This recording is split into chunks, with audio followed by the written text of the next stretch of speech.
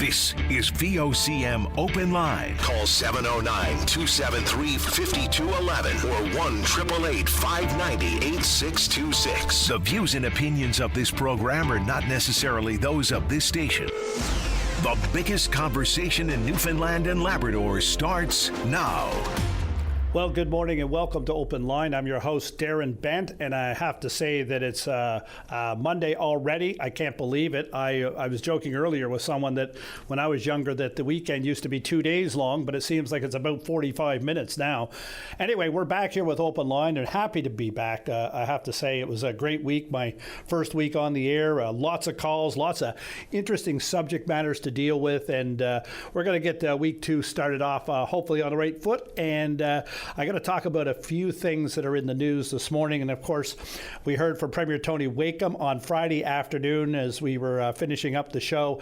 And his key message was not cutting to prosperity. So he's not going to make any big cutbacks in this budget. The word is that there won't be a balanced budget this year or next.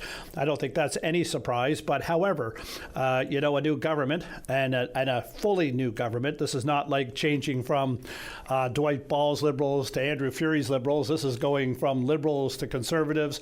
And they may not have differing goals, but they absolutely would have differing ways to get to those goals. And of course, this government wants to put its mark on how it's doing business, and that usually comes with the first budget. And I'm hearing a lot about this is going to be the latest budget since COVID, one of the latest budgets the province has ever had. But they got elected late in the year and are taking their time with it a bit, I suppose. But Mark Carney didn't deliver a budget for a number of months, went right into the fall, and now is going to put out an update this spring. So we'll see what comes from that. But here they are. They're getting ready. I think we're going to hear this week. The House opens tomorrow. All hands back on deck and to get down to the people's business and to deal with the issues of the day. And of course, this is where the opposition and the NDP get to question government on different issues that they believe are critically important to the people of the province. So we're looking forward to the House opening tomorrow and hearing sometime this week when that budget will come down.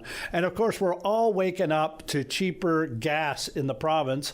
That is courtesy of the federal government dropping the 10-cent tax, the excise tax that it had for a few months until Labor Day. But it also comes with a bonus 1.5-cent drop because that tax is taxed.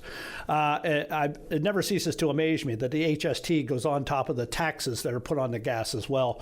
That's something that maybe the government should look at going forward. It always surprised me that when you paid the $3 fee for recycling on a tire when you buy it, you actually paid HST on the $3 tax for recycling. So tax on tax, that might be an issue for you. Okay, we've got lines open right now. And Dave, where are we going to go first?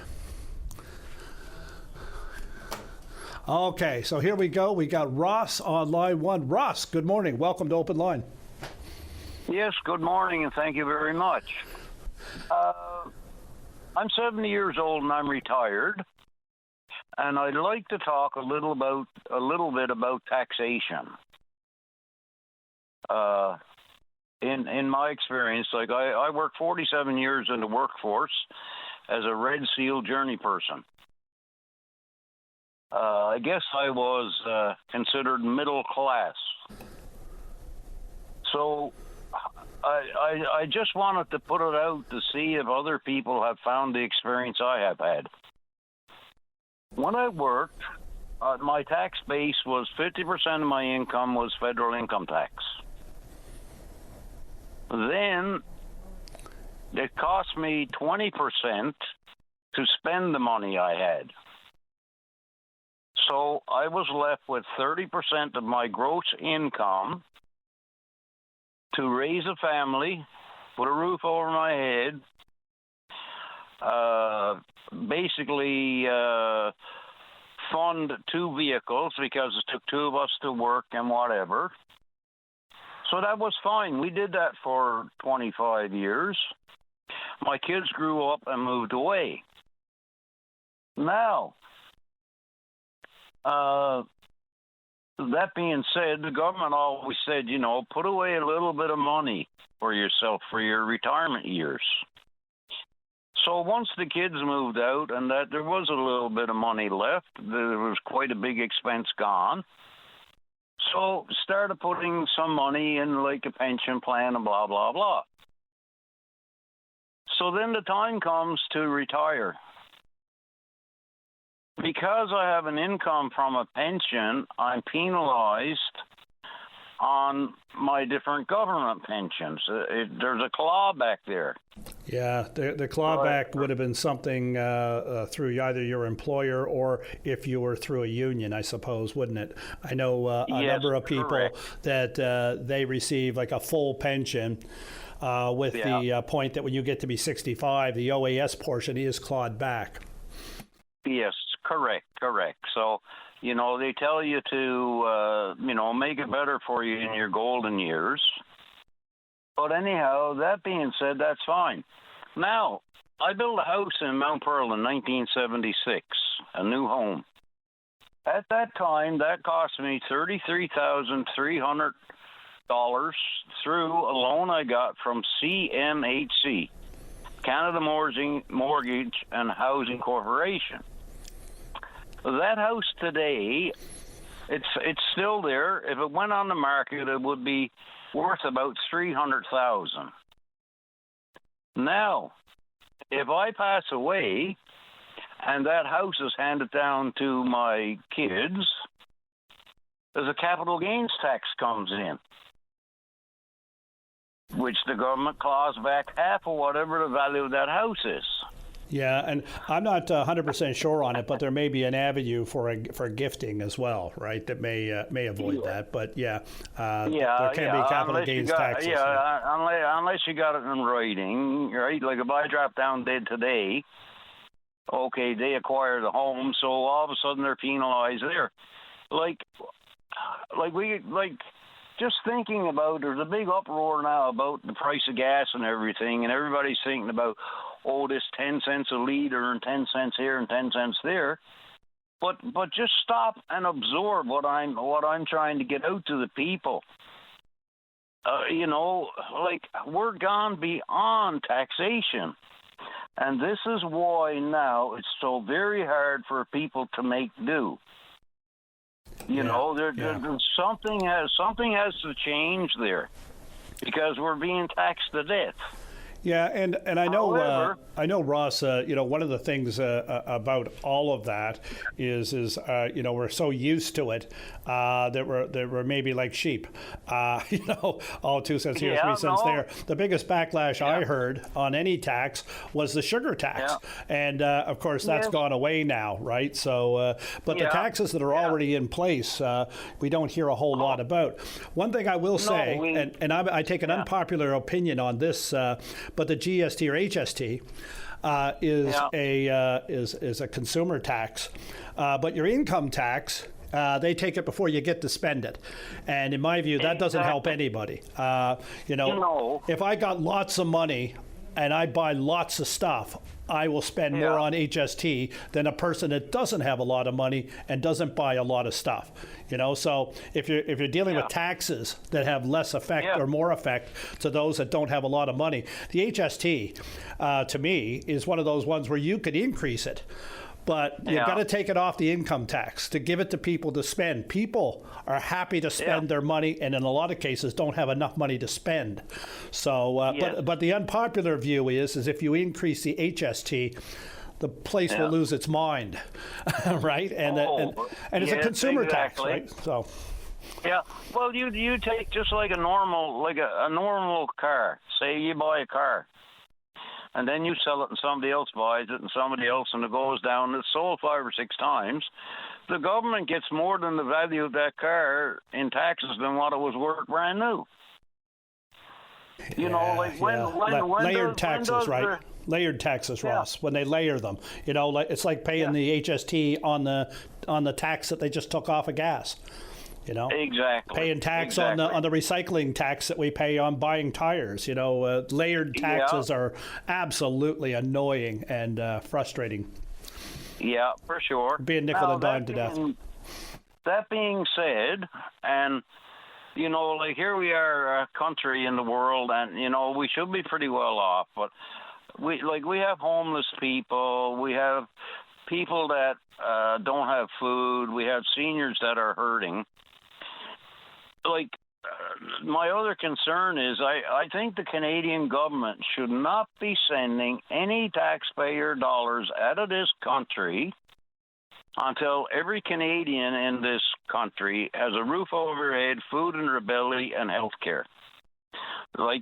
Who's sending, what other country in the world is sending money to Canada to help out our homeless, our poor people that don't have money, you know, that's something is wrong. That should stop right there, because the Canadian government is taking all this tax money on the taxpayers and dispersing it to their discretion, which is incorrect. They're like, look after your own people first. Those are the sorts of questions you have to ask politicians when there's an election around, and make the decisions based on that. You're absolutely right. If the majority of Canadians are in disagreement with some of these models of funding and support in different areas of the world, they have to ask the people they're voting for, how do you stand? And Yes. you know, to curtail any of that, and that's true of any issue, not just that. Yes, correct. I agree with you 100%. We get the government we elect, don't we, Ross? Yeah, I'm tired of sending emails to Ottawa. I'm basically tired of it, because I got nothing else to do, only complain as such. You know, but it goes on deaf ears. That's the same thing when you get politicians crossing the floor.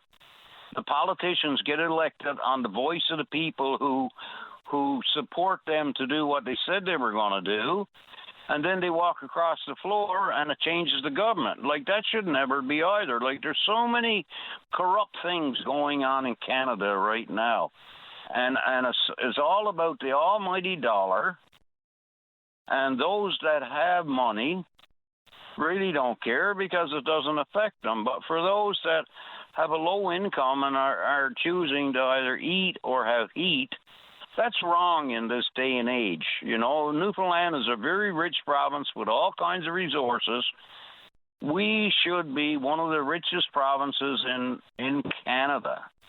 But it's all being given away. It's all being given away, and it's been taken on the people.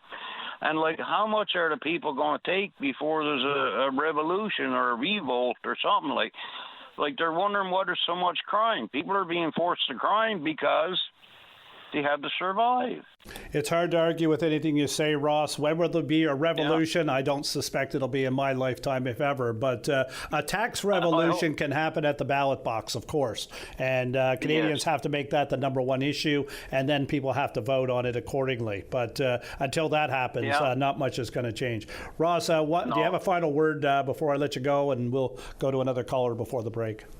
I'd just like to say I hope everybody that's finding it hard and low income and not being able to eat, I hope there's a little bit of light at the end of the tunnel for those people, because my feelings is that people that have not should be in the position they're in today when we have such a rich country as Canada and province of Newfoundland.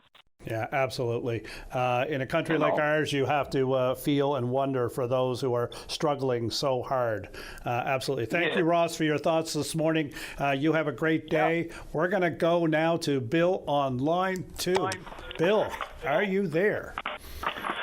Yes, I'm here, and I was speaking to you Friday. I never got a chance to say goodbye, because I wanted to thank you for something that you did recently for me. But before I do that, I was on Friday, and I talked about Manchi Leproux, the battle, and I gave the wrong date, and so that's it was in April 14th. I said it was the 17th. But it was April 14th, 1917. You know, that was the second worst day for the Newfoundland Regiment. You know, that battle. Yeah, you got the right week. That's the key thing, Bill. Yeah. I guess that's what I was thinking. But I was thinking I better have the right date there. You know, and there was a man down in Alistair. His name is Alistair down in Burgeo. He was on the radio a couple of weeks ago. I want to say a big shout out to Alistair. I liked listening to him, and you sound like a really nice man. So, Bill from here in the old West End town, say hello to Alistair and down in Burgeo. And just one thing, what you did for me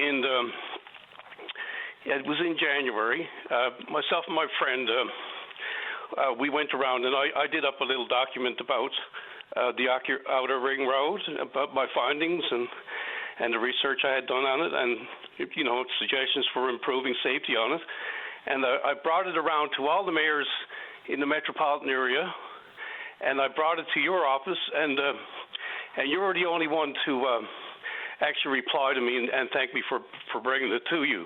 Do you remember getting that? Yes, no, absolutely I do, Bill. Yeah, no, I received that, and we'll share that with our staff and have our thoughts on it, and decide if, like any other municipality, if there's representation we need to make to the powers that be, we'll do that and go through that process.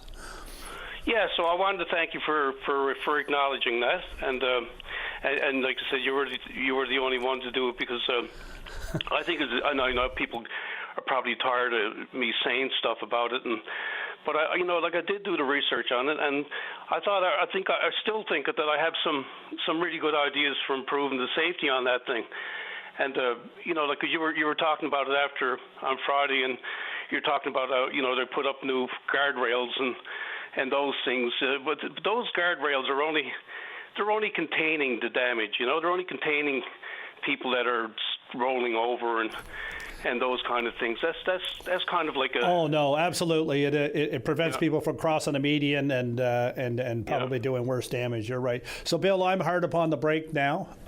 If that's okay. I'll say goodbye and good morning, and you have a great day. And we'll go to break, and we'll be back in a few minutes with Safety NL, and we're going to talk about safety on the roads, especially as it pertains to motorcycles we're seeing more of. You're listening to Open Line. Welcome back to Open Line. I'm your host, Darren Bent, and we just had Ross on talking about taxes and pension clawbacks and on all of that. And he mentioned capital gains on his home and giving it to his children. Actually, there's no capital gain tax on the primary residence if it's left to children or anyone.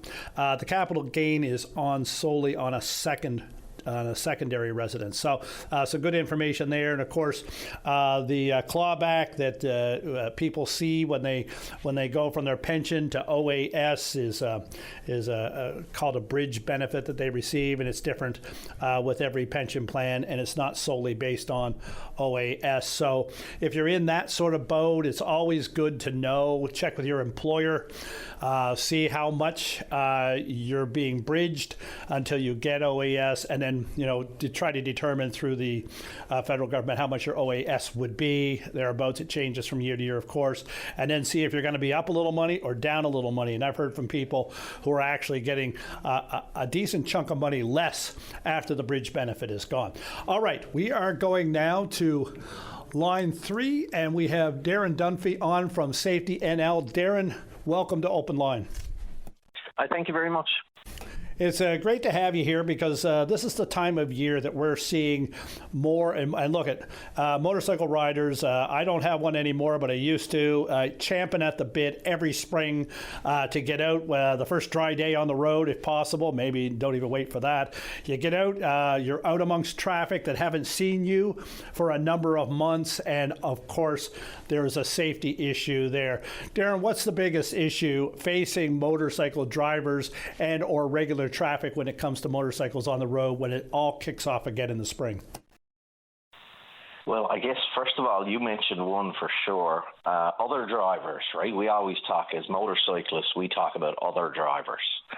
Your typical car, truck drivers. For the last 5, 6, seems like 27 months ago, we haven't been on our motorcycles. So we haven't been a presence on our roadways. So other drivers now are not used to seeing us driving around. So they've forgotten about us. So now that we're starting to reemerge and get back on the roadways, they forget to look for us. Hence, we can have problems with that, because if they don't look for us, we make contact, we lose. So one of our biggest fears now is the other driver out there is not in the mindset of checking for motorcyclists when they make their move, like when they go to change lanes, when they come out of an intersection. They need to take that second look, that harder look, to look for this little tiny vehicle, the little tiny motorcycle that, doesn't catch your eye as much as an F-250. Yeah, and Darren, sometimes I've had experience where I'd be coming upon an intersection and they're looking right at you. It's like they don't see you and they still come out. And it's so true. We always talk about trying to make eye contact with the other driver. The rule of thumb is if I see your eye, you see my eye. So typically if that happens, the other driver will recognize that you're there.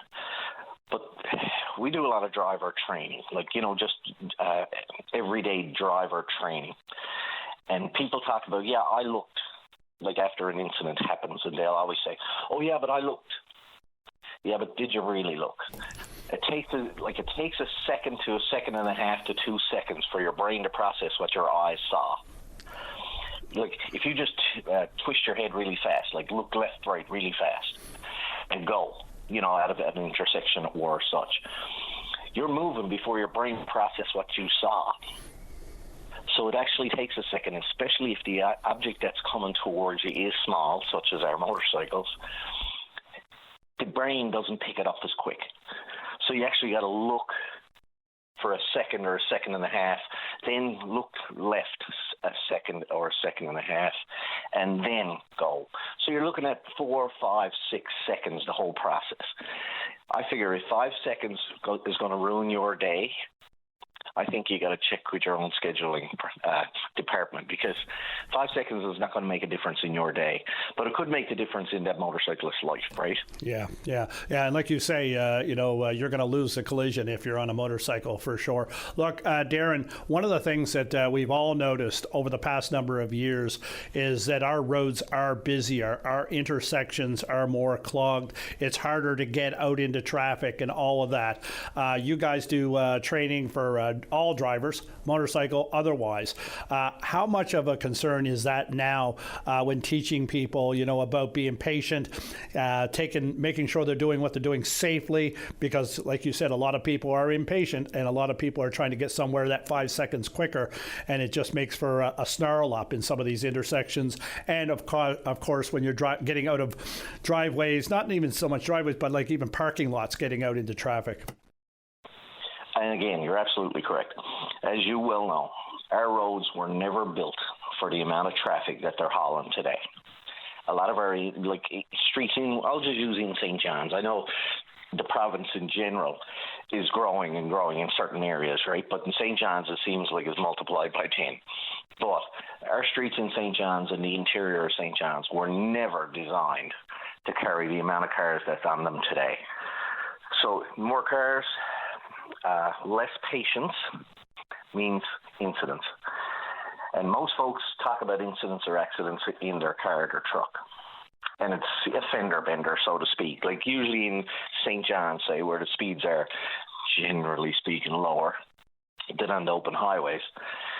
You come together in two vehicles, it's a fender bender. So you have body damage, you pay your money and you get your car fixed and off you go. But motorcyclists don't have fender benders. We have life-altering incidents. Because if we make contact with a car, it can be, it can be high level. So we have to be, and I don't mean this in a bad way, I just mean we have to be better than all the car drivers out there. We have to be more it's not defensive driving, it's survival driving, isn't it? You got it, and that's a fact. Because defensive driving is fine, we must do it. But if we don't do it and do it well, it can mean survival or not. Yeah, so, and there's more motorcycles out on the roads these days as well. And I think one of the things that came along with COVID, everybody that could bought a boat or an RV. A lot of people went out and bought motorcycles. Absolutely, and as you well said before, we deal with a lot of those folks, right? Because we have a premier motorcycle safety training program in the province, so we get an awful lot of type of folk. We'll get the young driver, the 16, 17, 18, 20-year-old drivers, and then we'll get the midlife drivers, the 40s, the 45s, the 50s, and we'll get the 60s, the 70s. because people finally realize at some stage in their life that they've always wanted to do this thing. And then they finally get to, their life comes around to a certain point where they're able to entertain that idea, and they'll come in and they'll take the training course. And after you see them 6 months down the road, or a year or 2 or 10 down the road, they'll come back and they'll say, my God, why did I wait so long? Yeah, they should have done it earlier, right? Yeah. Darren, I'm coming upon a break now, but I'm going to keep you on the line if you don't mind. I'd like to talk about some more safety issues when it comes to the roads, because we're heading into our busiest season of traffic. Doesn't matter what you're on. So we'll be right back in a moment with Open Line. Welcome back to Open Line. I'm your host, Darren Bent, and we have Darren Dunphy of Safety NL on the line, and we're talking about all things safety on the road. And Darren, of course, I understand you're an off-road vehicle instructor, but these days there seems to be a bit of a gray area for what we thought was off-road and what was on-road and the rules. And we're seeing all of these, and I'm going to call them e-bikes or electric bikes. We're seeing bicycles going up and down the road with a motor on them. They sound like a chainsaw. And we're seeing these scooters that are shooting along at 30 clicks along a sidewalk while you're driving next to them, scaring you to death that something's going to happen and they're going to fall over in front of you. Are there rules for all of these different types of apparatuses that we see on the road now? Do they simply fall under the bicycle rules? How does that work? There's so many varying types of machine, as you just mentioned. Now, off-road, like in its entirety, say your typical quad, side-by-side, those types of vehicles, absolutely, there's hard and fast rules with those. Right now in the province, you are permitted to both cross a public roadway or navigate a public roadway on the side of the road, not going up with traffic, you know what I mean, like right in the middle of a lane or, God knows, the middle of the yellow line. At speed, definitely not. You are able to navigate the side of the road up to, you got to maintain a speed of under 20 kilometers an hour. Your vehicle must be registered with the province, and it must be insured with a typical insurance company in order to do so. Now, if you go over the 20-kilometer speed limit, it's a ticketable offence under the ATV Safety Act, which comes under the Highway Traffic Act too. But an awful lot of folks now are taking advantage of the new regulations, because the regulations were put in place to help an individual to make it more convenient for them to use their off-road vehicle. Yeah, to access a trail in the area they just might be close to, but are not allowed to go on the road. This gives them the opportunity to get to that trail. Safely, quietly, not hindering anybody, not setting anybody off, so to speak. But when people saw this, we're allowed to go along the roadway. They said, well, I don't need a truck anymore, more or less. I can use my ATV. I've been passed by more ATVs on the highway than I care to mention. A four-wheel quad, with 2.7 pounds of air in each tire, and they're doing 110 kilometers an hour along pavement. Wow, yeah. So that's what the definition of unsafe. I don't care. I did a lot of stuff coming up through using these types of machines and one thing or another. I know how they drive. I know how they react on different surfaces. I know what they do. And they're never built for pavement at speed, because these tires are not built for pavement, first of all. They're built for dirt, road, gravel, that sort of thing. Yeah. To run on very low pressures, because they're considered balloon tires on very low pressures, anywhere from 2 pounds to 8 pounds, depending on, the vehicle that you drive. They don't react well to hard steering inputs on pavement. If you, I'll call it yank on the handlebars, these things will hook and, cause catastrophic damage, right? So the law is the law. It was put there to help you and me able to get to the trail. You don't have to own a pickup. You don't have to own a trailer. You can just dodge along the side of the road for up to 1 kilometer in length. Yep. And then dart in the woods and go on in trail for a happy day. Yep. But it wasn't designed to go for 15 kilometers up the yellow line at 110 kilometers an hour. Absolutely not, no. So when it comes to these, the laws are hard and fast and very easy to comprehend, I guess. Yeah, and of course they answered, I guess, a desire or a want and maybe a need in some cases to make it more accessible for people that are just outside that range. Of course, and some municipalities have their own rules that have expanded that within their municipality, and they can do that, and they do it along with the Off-Road Vehicle Act, I believe, and that's fine. But like you said, that's a 20-kilometer side of the road, fully insured, seat belts, helmets, and all that gear. That's good to go. So it was. I agreed with it 100%. I felt that it was the right thing to do, and it was definitely an asset because we are the type of people in Newfoundland and Labrador that like our outdoor equipment.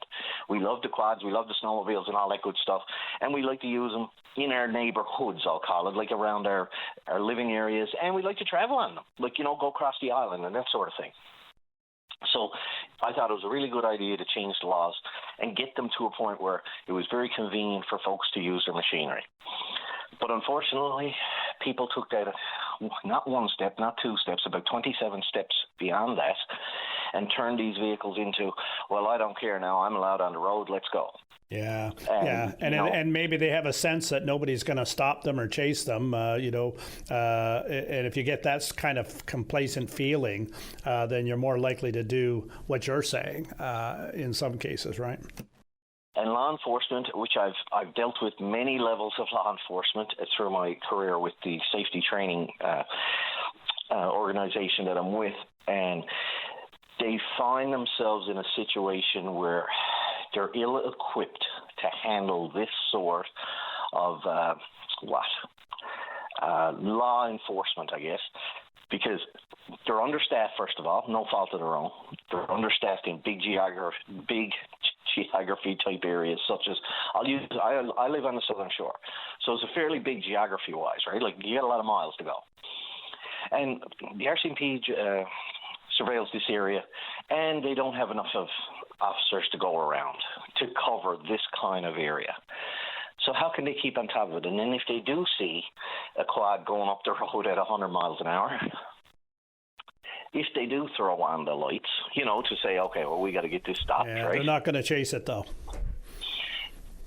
Listen, from the point of view of public safety, they can't go through your community at 100 kilometers an hour following an ATV with lights and sirens. No, it exacerbates an already dangerous situation, and the police have made that very clear over the years that chases are not in the public interest and the public safety interest at all for just about anything, and they use other measures to try to track things down, of course.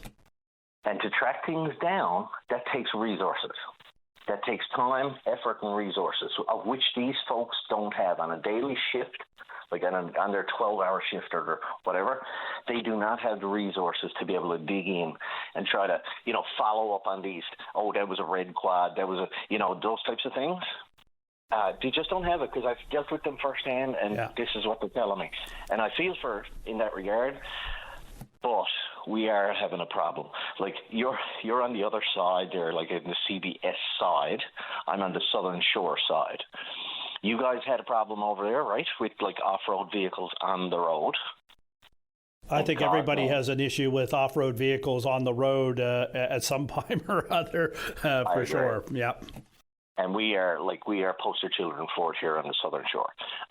In certain areas, in certain communities on the Southern Shore, it is rampant. And I got no problem with a quad going in the road to go to their cabin or that sort of thing, because it's a wonderful thing. But Darren, I got to ask you though, the safety rules, and the rules are in place. They're hard and fast when it comes to ATVs, as traditional ATVs as we know them, quads, what have you, side by sides. But what about the scooters and the high speed bicycles that are shooting around now? Are there rules in place for them?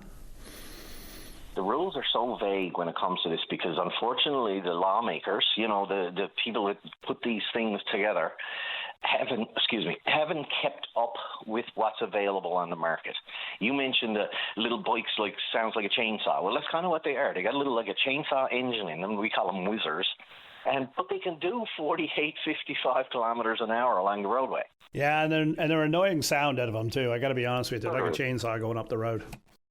And a couple of young children here on my area have the, I'll call electric bikes, right? Like pedal bikes, but they're electric powered. And you'll see them go along, and man, you don't hear them. They're just singing along. All you can hear is the tires on the pavement, more or less. So they're very, very quiet. They can sneak up on you really, really quickly. And they're going at a speed which, like, they're not going 100 kilometers an hour, don't get me wrong. But on a roadway that's a posted speed limit of 30, they could easily be doing 40 and 50. So they're very small, so we need to be looking out for them. Because let's face it, a little 12-year-old that's on his bike out doing his thing, you don't want to come out of your driveway and hit him with your truck. No. Everybody's so nervous of them. I know when I'm driving along the road and there's a scooter going next to me, I'm nervous about, what if those little wheels, I guess, not tires, right. Little wheels hit a rock or anything, or a cut in the curb or anything, you're worried about them, right? So you're eyeballing them, you're trying to watch the road. There's more going on out there these days, Darren, than there ever has been before, that's for sure. I agree. The only thing I would say, like, this is just as an observation and knowing what I know, those little bikes that can go 30, 40, 50, say, kilometers an hour, I'll see some kids go along, and they have, and to be honest, a lot of them have the little, I'll call bicycle helmets, the little plastic-type helmets. Yep. Trust me, those plastic-type helmets that you wear on a pedal bike will not offer you the protection you're going to need if you crash doing 40 and 50. Yeah, no doubt. They weren't designed for that at all. And, of course, the speeds that people are able to get to now on some of these are quite frightening if you're driving along beside them. I wouldn't have the nerve, I don't think, but I'm not young like that anymore. Maybe I would have the nerve to do it. Darren, I just want to thank you for coming on this morning to talk about all this. It's a big thing, safety now. We're hitting spring. The roads are going to be fuller of all manner of vehicle and over the next number of months. And I appreciate your time this morning. Thank you for coming on. I absolutely love the opportunity to have a chat about it. If you don't mind, if you got 10 seconds, I could just... Yeah. One of the couple of things that motorcyclists says, they take their motorcycle out for the first ride, because everybody's itching, like you said earlier, to get their first run. Yesterday was a lot of first runs for people, right? When you're coming out, remember, the roads are not what you left in the fall. The roads are worse, as in there's more cracks, there's more holes, there's more, all that sort of thing. The road conditions, and we always talk about it as motorcyclists, sand on the road. This year, let's face it, we had a winter. So there's a lot of sand piled up in the intersections. There's a lot of sand on the curbs. When it rains, where does the sand go? Flows out onto the roadway again. Yeah. Absolutely right, Darren. I got to go to break. You're absolutely right. It's that time of the year, the freeze, the thaw, the rain, washing out cracks, making them bigger. Potholes are emerging everywhere. Look, you take care. Thank you very much for sharing this morning. I'm going to turn it over to Dave Williams. Dave, you can take us to the break. We'll be right back on Open Line. Thanks, Darren. Thank you. Welcome back to Open Line. I'm your host, Darren Bent, and we're going to go to Ed on line one. Ed, good morning and welcome to Open Line. Good morning. Beautiful morning, isn't it? Fantastic. Great foggy day. What more could you ask for? No more snow. No more snow. I set the bar at dry. If it's dry, I'm happy. Yeah. Okay, the reason I called this morning was last week, I'm 80 years old. I'm a senior citizen. I'm living on the Burin Peninsula here. And last week, somebody stole my cordless chainsaw. It's a $320 chainsaw, cordless. I bought that Canadian Tire, the battery-operated one, and it was running real good. And the thing is, I don't remember where it, like when I was cutting wood, and I'm bringing wood inside because I got all the wood burnt from last year, so I bring it inside. And when I bring it inside, somebody came by and took this chainsaw when it was on the bench. So were you there when it happened? Well, I was in my house. Like I cut the wood and I bring it in and I stack it up and put it away. I may sit down and have a glass of water. I'm 80 years old, Wow. So people they knew you were out cutting, and I didn't even notice it missing until I got another load of wood in and I started looking for the chainsaw and I couldn't find it. And somebody came by here and took it. That's incredible. That's incredible. And I called the RCMP about it, and hey, you know what? Boy, I tell you, they got on it right away, man. They got on it right away. They got a file made away. They made a file immediately. So I feel pretty good now because they got a file, you know. Yeah. So look, describe your chainsaw, because your best hope is that somebody will snitch on somebody that's got the chainsaw. Yeah. Well, the thing is, it's a Mastercraft brushless chainsaw, and it costs $320.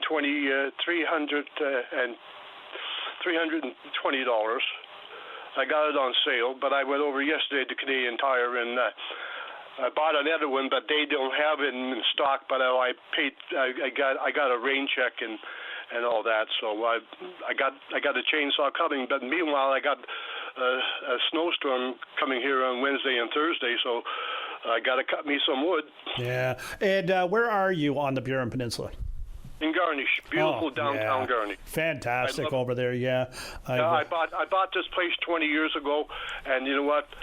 I don't think I made a mistake here. You know, I mean, this is a beautiful place. This Newfoundland is great, man. It's a great place to retire to. You know, I worked with a fellow by the name of Jim Toms for many years at NTV, who hails from Garnish.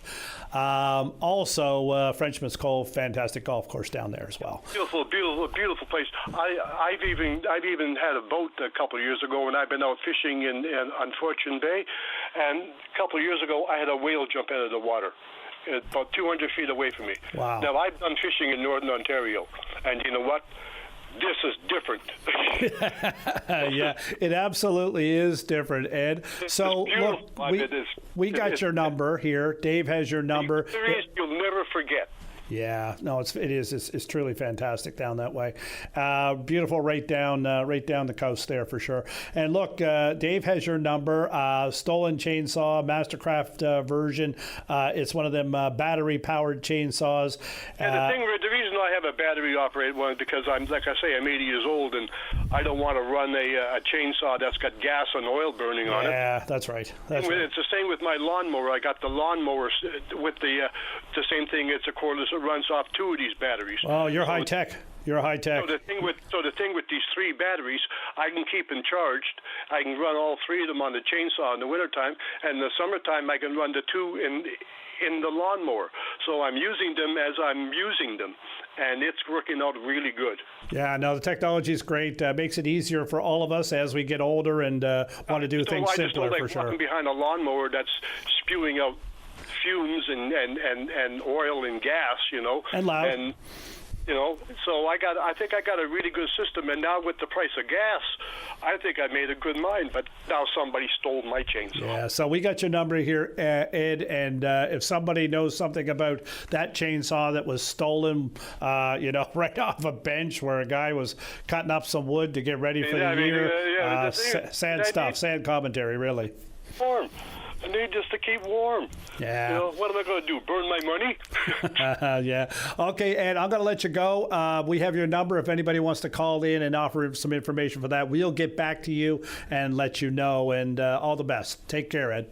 You have a good day, and God bless Newfoundland. All right. We're going to go to line 2 now, and we have Alex. Alex, welcome to Open Line. Good morning.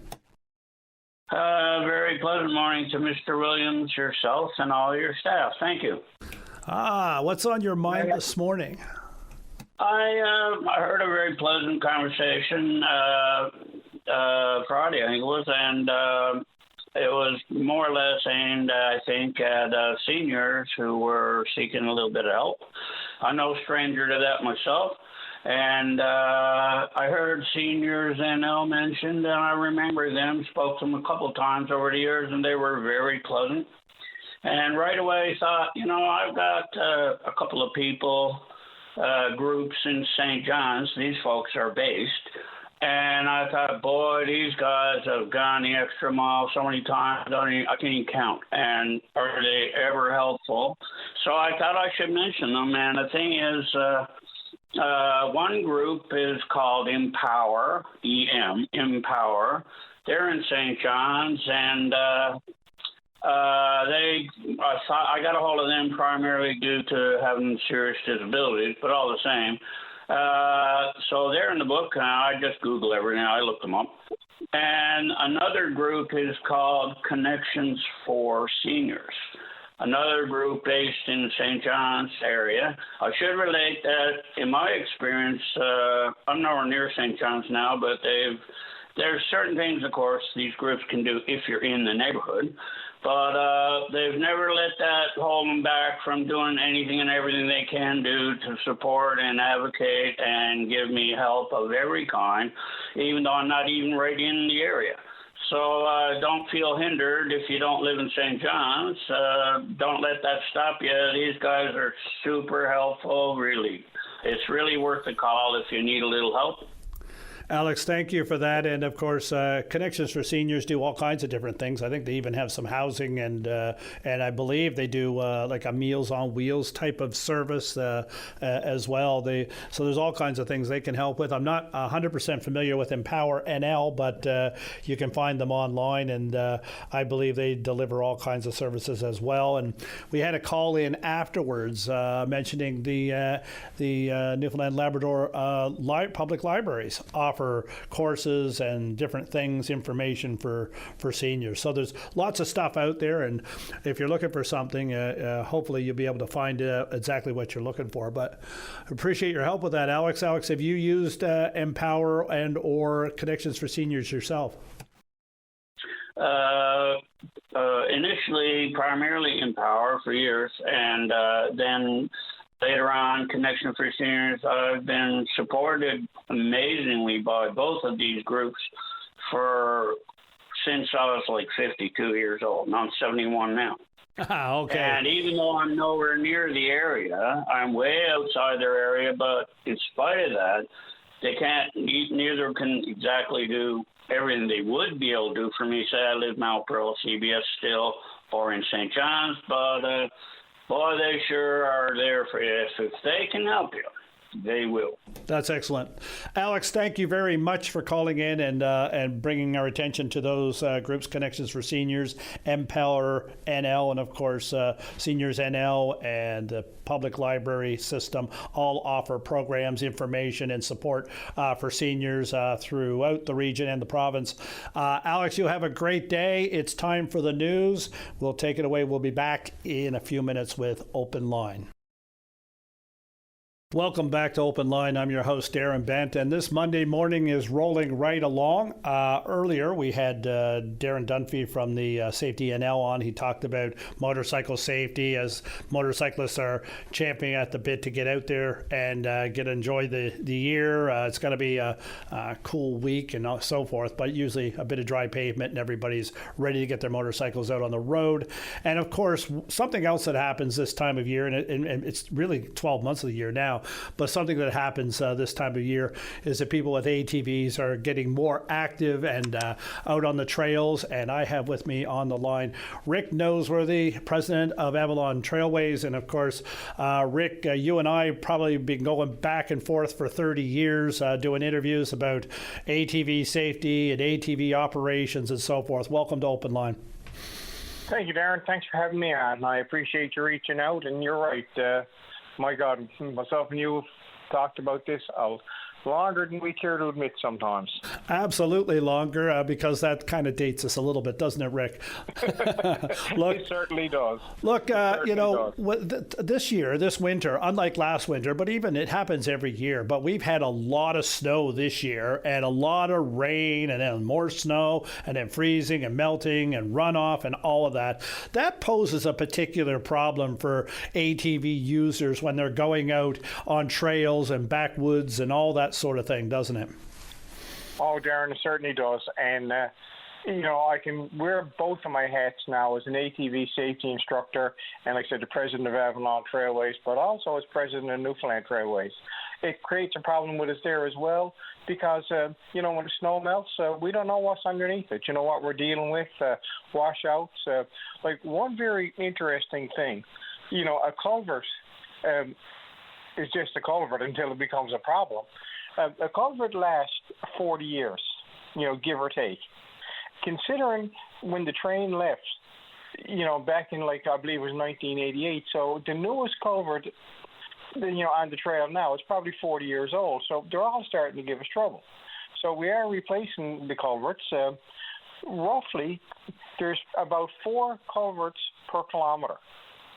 So it's a problem, and of course this is the time of year we see it because the runoff and stuff. Culverts collapse with the weight. So there's no doubt, even on little things like that. The spring is a very, I guess, a trying time for both of our organizations because the ATV safety out in the wetlands plus on the trailway. It's no question. It's a challenging time. Veteran riders, Rick, like yourself, and that, you know what to expect. You're getting out there, and you're kind of cautious, I suppose, in certain areas. But new riders that join up every year, they may not. They could get themselves in some trouble, can't they? Oh, yes. I tell you what gets people in a lot of trouble this time of year is the sporadic snow. You're going along a trail, and no different down in our neighborhood. I was out on my e-bike there a couple of days ago, and I go up my road and turn west. It's perfect. Go east towards Paradise, and there's snow. And, you get out on an ATV, and you're going down a trail, and, you're on gravel. And next thing you get into a shaded area, and you're stuck. So, it's problematic for sure. Rick, with the new rules that had come out 2 or 3 years ago, the new ATV Act that had all kinds of different requirements, everything from seat belts and helmets and so forth for a lot of these vehicles, and then allowed them to go on the roadway up to 20 kilometers an hour to get to, available trails. How has that been working out? Has that posed any safety concerns for riders or have you heard much feedback from just regular drivers out there about this? For the regular drivers who wouldn't go on the road because they didn't want to break the law and are responsible, it's a great thing. There's people that are going to ride on the road irregardless. They're going to ride on the road without insurance. They're going to go further than the kilometer. They're not going to drive on the shoulder of the road or the side of the road. They're going right down the middle of the road. They'd be there anyway. And so, for the people like me who would, and, really like responsible riders, that kilometer rule is a good, solid rule. You need your insurance. You need your license. You need to be conscious of where you're to. But it is a good law because it opens trails up, to many people. And like here in CVS, I know there's been a pilot project. Darren, I'm not sure if it's continued on now, as I haven't followed it, but there's been certain roads here that's been opened up for longer than a kilometer to get the people, into some of the great trails that we have in CVS. So it is a good rule. It's a good policy. It gets people moving around. But, like everything else, it's going to have its flaws where people take advantage. Yeah, and we heard Darren Dunphy talking about getting passed on the highway by ATV drivers. It's always that battle, isn't it, Rick? You've got the the people that follow the rules, do the right things, have the proper coverage and safety in mind, and then you've got those who give, I guess, riders a bit of a bad name, and of course, then you get people calling for all kinds of restrictions and so forth, and unfortunately, you lead to a situation where you're punishing the innocent. It's always a difficult task, isn't it, to try to get everybody to follow the rules? 100%. And I only cut the back part of what Darren was saying, but that is true. A lot of us get caught up in that. You see everybody's, most people, abide by the rules, but you get one person terrorizing a neighborhood or going off a road on the back wheel, and that certainly stains everybody. So, we got to try to coach towards that. This week on Wednesday, I'm up at Frank Roberts School. They invited me to come up and talk ATV safety for a morning. So hopefully I can get to some of these kids and hopefully we'll get off to a good start this spring. Yeah, and getting to the parents too. They can't be babysitters, right? That's always been the big criticism. Darren, 100%. The parents are the enablers. There's no question.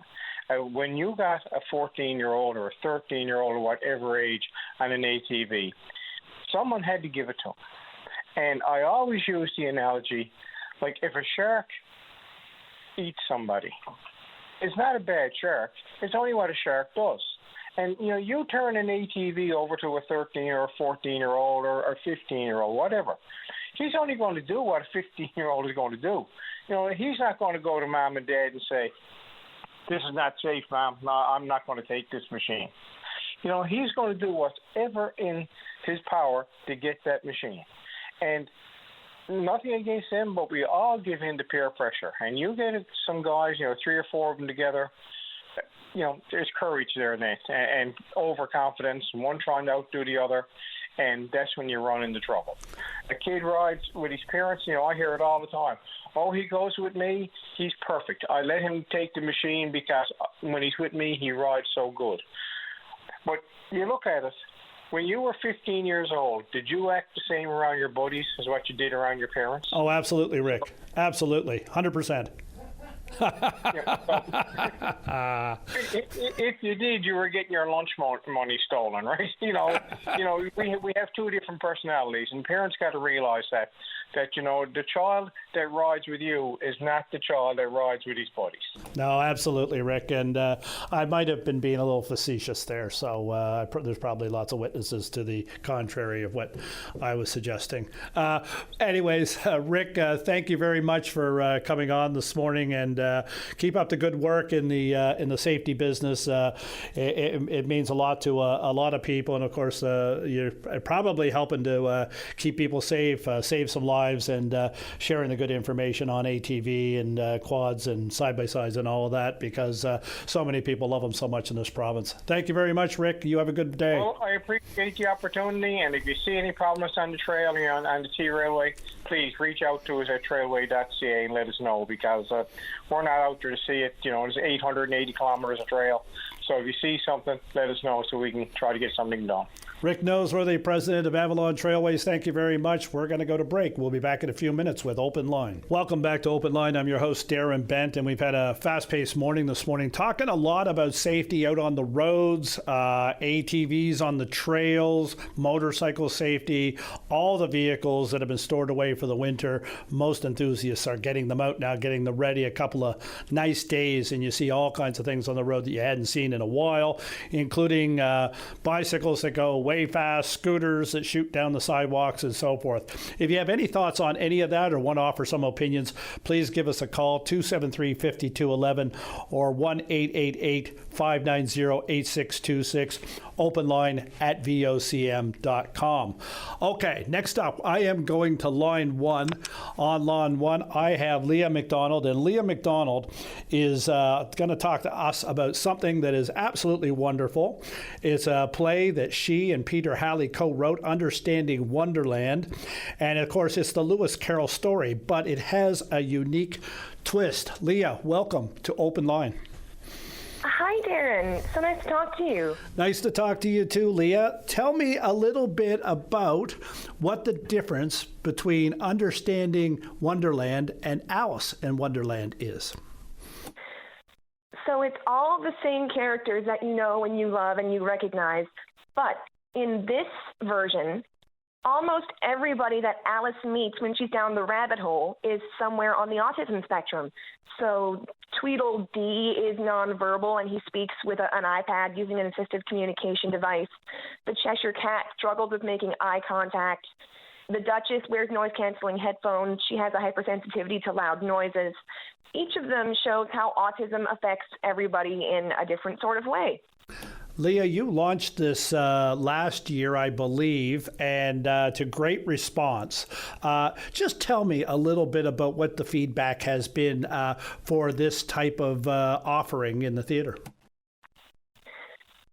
So last year we had one school from CBS with around 100 students, and we got to do a public show as well. And I had so many amazing comments from students and from people at the public show saying how amazing and entertaining the show is, and how educational that it was. They learned so much about autism. I had a few autistic people in the audience come up to me and say, your show helped me understand myself a lot better. That was an incredible compliment, knowing that I could help even autistic people get to learn more about themselves. That's amazing. That's amazing. And Leah, why did you do this show? Why did you and Peter get together and put this together? So almost a decade ago, I was approached by someone at the Autism Society who had this idea, hey, I want you to write a show that takes Alice in Wonderland and uses it to explain autism. And she had the funding for it. We were going to do a big thing at the pantry. I said, that's an amazing idea. I'm in. I'll definitely write this. I didn't know what I was doing, so I reached out to my best friend, Peter, who has years of experience writing plays. And we got together and we spent months writing this show. And unfortunately, the lady with the Autism Society ended up losing the funding, so it didn't get to happen. But this was our baby, and we didn't want to let it die. So we worked really hard to try and find someone with money or someone with some power to be able to get this thing on the stage. And I reached out to Gord Billard with Theater CBS, and I said, hey, I have this script that Peter Halley and I wrote together. Would you be interested in producing it with your theater group? And he read it and loved it and was like, yes, we're absolutely going to do this. So thank you so much to Gord for seeing the potential in our script and being able to help us realize his dream. Understanding and sharing awareness of autism and trying to understand better the autism spectrum is key to this, isn't it? It's helping people that may not be exposed to autism, and as you said, it's helping people that may be on the spectrum as well. It's something for everybody at this show, is there not? Oh, absolutely. There's something for everyone. I wanted to make sure that this show was informative and entertaining and that everyone that sees it would be able to take something away from it, learning more about themselves or learning more about someone who is autistic. And as an autistic person myself who experienced a lot of bullying growing up, and I still do at times as an adult, I wanted to make sure that people who see this show will learn that people with autism are just like everybody else. And hopefully there'll be more understanding and acceptance of autism once people get to see this show. Yeah, and I think a lot of people need to see a show like this, Leah, for sure. What is the most fun part of this show for you?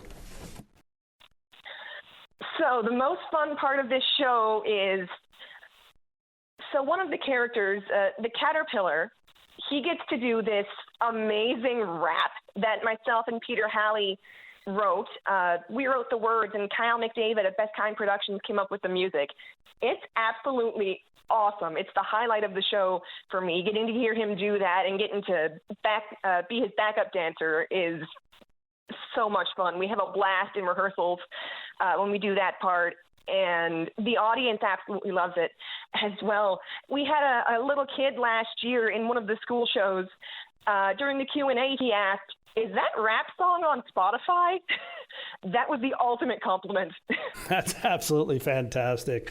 Leah, just finish up now. It is Understanding Wonderland, and you've got a show coming up. Just tell us where and when. Absolutely. So our show is, we have school matinees on April 29th and 30th, and we've tripled our amount from last year. Last year we only had one school from CBS with around 100 students. This year we had two schools from CBS and two from Paradise, so around 300 students, which is amazing. So they'll get to see us on April 29th and 30th. And for people in the public who want to come and see this amazing show, we are going to be at All Saints Parish Hall in Foxtrap, April 30th at 7 o'clock p.m. And you can visit theatercbs.com to get your tickets.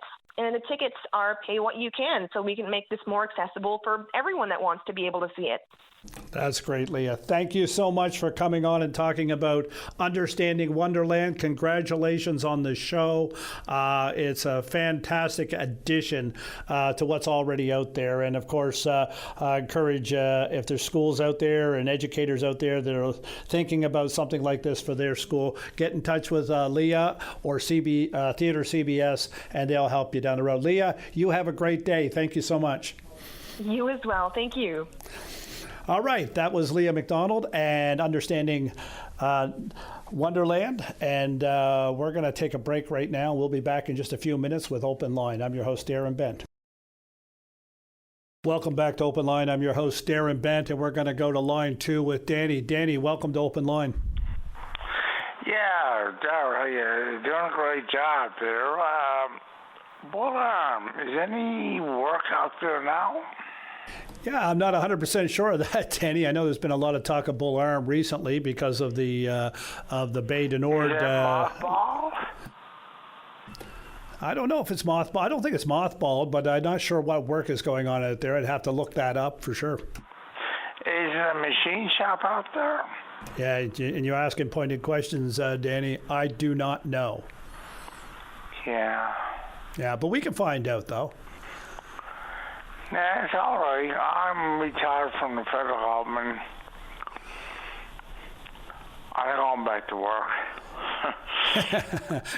you're looking for work, and you're wondering about Bull No, Arm? I'm just looking at the younger people down the road. It's going to help them out. Yeah, no, absolutely, yeah.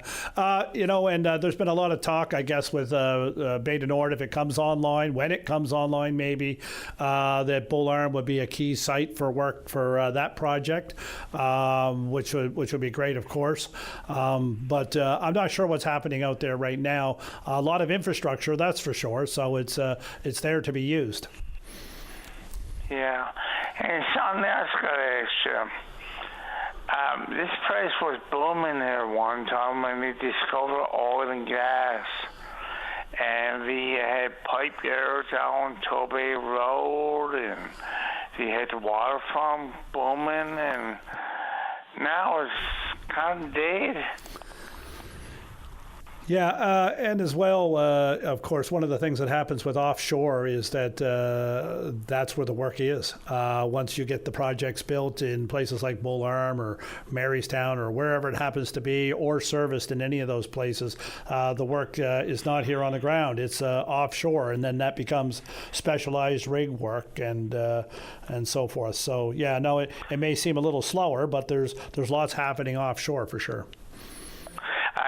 The turnover on that and the White Rose South, they got the GBSs. I know the turnover is not going to get a platform built, but the White Rose South got a GBS built platform. What's going to happen to the GBS out there then? Yeah, we're going to have to wait and see a little bit there. Hey, Danny. Look, thank you for calling in this morning. I appreciate your call. And we're going to go now to line 3. And line 3, I have Chris Hunter. And Chris, I'm just trying to see now if I can get you on. There we go. Maybe not. Maybe I'm not. Here we go. Pressing the, look, 2 computer screens, 2 mouses, and I'm still trying to figure out which one works what. I'm pressing on the wrong mouse, but I got you there now. Chris Hunter is the regional director for the Wild Salmon Watersheds Atlantic Salmon Federation project, of course. And you're calling in about something a little unusual this morning, are you not? When I think of Legos, I'm thinking about like skyscrapers, and then I'm thinking about all the fun stuff they build down in some of these competitions. But you got a Lego competition that relates to salmon. Tell us all about that. Yeah, it's a little unusual, but I'm really excited about it. It's going to be a lot of fun. It's a Lego robotics competition for elementary school kids, grades 4, 5, and 6. It's something that we're doing here in partnership with our local partner who we've been working with for the last 3 years on the Terra Nova River, the Freshwater Alexander Bays Ecosystem Corporation, or FABEC. And the Clarenville High School has a EcoSTEM team. So we're working with both of those partners. And yeah, we've built a whole Lego competition, Lego robotics competition around salmon conservation. So it's kind of a fun little activity that we're really kind of excited about, and we think it's going to be a blast for kids and for parents and the community. All right, so let's get our Lego block sets out and see what we can build that would relate to salmon conservation. What are you expecting? So what we basically, the way it works is the kids have been practicing since January, and what we have is a series of tasks for them to do. So we've got a series of conservation tasks, all relating to stuff that's happening here in the province of Newfoundland and Labrador, and that ASF is involved with, both within the province and elsewhere. And so, yeah, the kids have to kind of program their robots to go ahead and they have to take out a dam and do a little bit of put structures into the river to fix it. They got to replace a culvert with a single span bridge. They have to deploy receivers to track salmon and move little Lego salmon over to the receivers. And yeah, there's all sorts of different tasks. They got to gather people and gather money, and yeah, it's kind of a fun little activity that should be kind of really cool, and we'll give the kids a really good conservation message. So that's the thing, isn't it? So you're going to have no trouble getting them to go through the robotics planning, the challenge of being able to do what you want them to do with the robots. But it's the lasting information that you leave with them about why they did all of this, isn't it? Yeah, no, certainly. And so that's a big part of it for us, was not just building the tasks and having them get to play with the robots and do the Lego stuff, but and build things with Lego. But, we wanted to kind of make sure we were able to deliver on a conservation message that was real and relevant to them. Because a big thing of what we're involved with, the program that I run, the Wild Salmon Watersheds program, it's all about sort of looking 100 years into the future and trying to do salmon conservation even better. And that involves working with communities and involving youth and getting sort of, it's not just about the science, it's about finding good solutions that work for communities and get kids involved and get the community involved and create that sort of legacy of stewardship that we all kind of seek. So we think this is going to be a good way to do that. The kids are going to get out. They're going to have a lot of fun. I'm told it's just absolute organized chaos. I haven't been to one of these competitions yet, so first one's tomorrow. I'm really excited. But with each of the tasks, there is a really clear conservation message, like why are they putting trees out alongside the river, well, how important that is, and why that is. So we're kind of teaching through fun. Yeah, and you're out there at Clarenville High School with their EcoSTEM team doing this. And of course, one of the things you leave is a sense of a knowledge and ownership of salmon. And the more people that feel compelled towards conservation when it comes to salmon, the better off salmon stocks will be for the future in this province. Looking ahead to the year, Chris, is there any remarks you want to say about the salmon and what we're going to expect this year? Because last year was a terrible year, I suppose, with regards to being so dry and not much water in most of the rivers. Yeah, no, and that's a big onus of why we're doing this Wild Salmon Watersheds program. I mean, we want to work in places like Newfoundland and Labrador and in many of other rivers as well, too, where salmon are still reasonably healthy. I've had the unfortunate thing that I've seen sort of the decline happen in the southern parts of the range of Atlantic salmon, and don't want to see that happen again. So, we're about kind of getting out, and we see things like what happened last year and how kind of we didn't get any rain and how that created a lot of challenges for rivers and for salmon and for salmon fishermen. And so, we looking ahead, we're going to be, we're committed to being, here in Newfoundland and Labrador and working with our partners, FABEC and on the Terra Nova and others for as long as it needs. Next, in 2 weeks' time, we've got a smoke wheel going in onto the Terra Nova to help us try and figure out exactly how the population's doing, and we're going to do a bunch of water quality stuff and water discharge stuff as well, so that we can figure out, hey, where we might be able to help and help us ride through those periods, so that if we have a year like last year again, we know what we've got solutions that can help us deal with it. Okay, good stuff, Chris, and good on you for doing a project like this with the local schools. It's important for them. It's a great education feature to have the Legos involved and challenge them in their skills in robotics and so forth, and attaching it to conservation and salmon here in this province. It sounds fantastic. Thank you for coming on. You have a great day. Thank you. You too. All right, Chris Hunter, the Regional Director with the Wild Salmon Watersheds Project. We are now going to go to line 1, and on line 1, I believe I have Barry Fordham. Barry, you're going to talk about the food fishery, the resident fishery? Yes, good morning, Darren, and thanks for taking my call. Before I get to that, though, I'd like to send kudos out to the Land Salmon Federation. They do great work. I'm on the steering committee with the Newfoundland Labrador Coalition for Agricultural Reform, NLCAR. I'm also, though, Darren, got Sharon Harris on the go, and right now I'm doing up some seal flippers that I've about 60 seal flippers this morning that I'm going to donate to the food banks and to senior citizens. That's excellent. And, I bet there's some people in that would love to get those fresh seal flippers. Just in, I guess. Hey, the boats went out last week. So I just like to finish. And all those seal flippers are spoken for already. Sharon Harris, SOS. Sharon Harris supports our sealers. Okay, and so now, Barry, to the reason you're on the line this morning, you had a good read of the survey report done by DFO. They released a report that basically said everything you already knew, but one major feature is that 96% of the respondents were from this province. Barry, what are your thoughts? Darren, that's great, thank you, and that is right. And I'd like to say about that, though, the total number now for that online survey and our surveys and our Facebook group numbers over 20,000 food fishers here in the province, and that's not everybody either yet.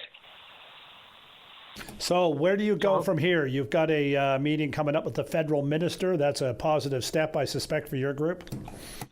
Very, very positive, Darren. Very positive. We're going to have that meeting on this Friday coming, and this morning now I've sent out two letters to our provincial ministers. One to fisheries minister Loyola O'Driscoll, and the other one to the seniors minister on Andrea Barber. And I've CC'd the Premier on it as well, and we're talking about how important it is for our seniors and our culture that are intricately bound together. That's very important, so we're looking for their help. As well, Darren, I'd like to also bring up another point, and that's for the food fishers who live in places like central Newfoundland, where they have to travel 40, 50, or 60 miles sometimes to get to a place where they can launch their boat, or to get to somewhere where they can go out with a friend. And with the price of gas today, Darren, that's actually costing them quite a bit of money just to get there. And that's not even counting now what they got to pay to get the fish. And for what? A measly 5 fish. And that's why we're saying we want to see the limit up to 10 fish to cut down on expenses and make it fairer and safer for everybody. Barry, I'm going to get you to hold on right there. We got to go to break. We'll be back in a couple of minutes. You hang on the line and we'll get back to you. Absolutely. Thank you very much. Okay, we're going to go to break now on Open Line. I'm your host, Darren Bent, and we'll be back in just a couple of minutes. Back to Open Line, I'm Darren Bent, and just a few minutes ago we had a call asking about bull arm, and of course when the province announced that it was going to cancel the non-binding memorandum of understanding with North Atlantic at bull arm, the control ownership will remain with the public, but there has been some work done out there, I'm told. Some ferry repair work has happened and other work by local company in recent years, so they're maintaining it, the province is maintaining maintaining it for the future. So we'll see what comes of it, and hopefully for that area, and of course for the site and the province, a lot more work come in here so that Bull Arm is back to its former glory.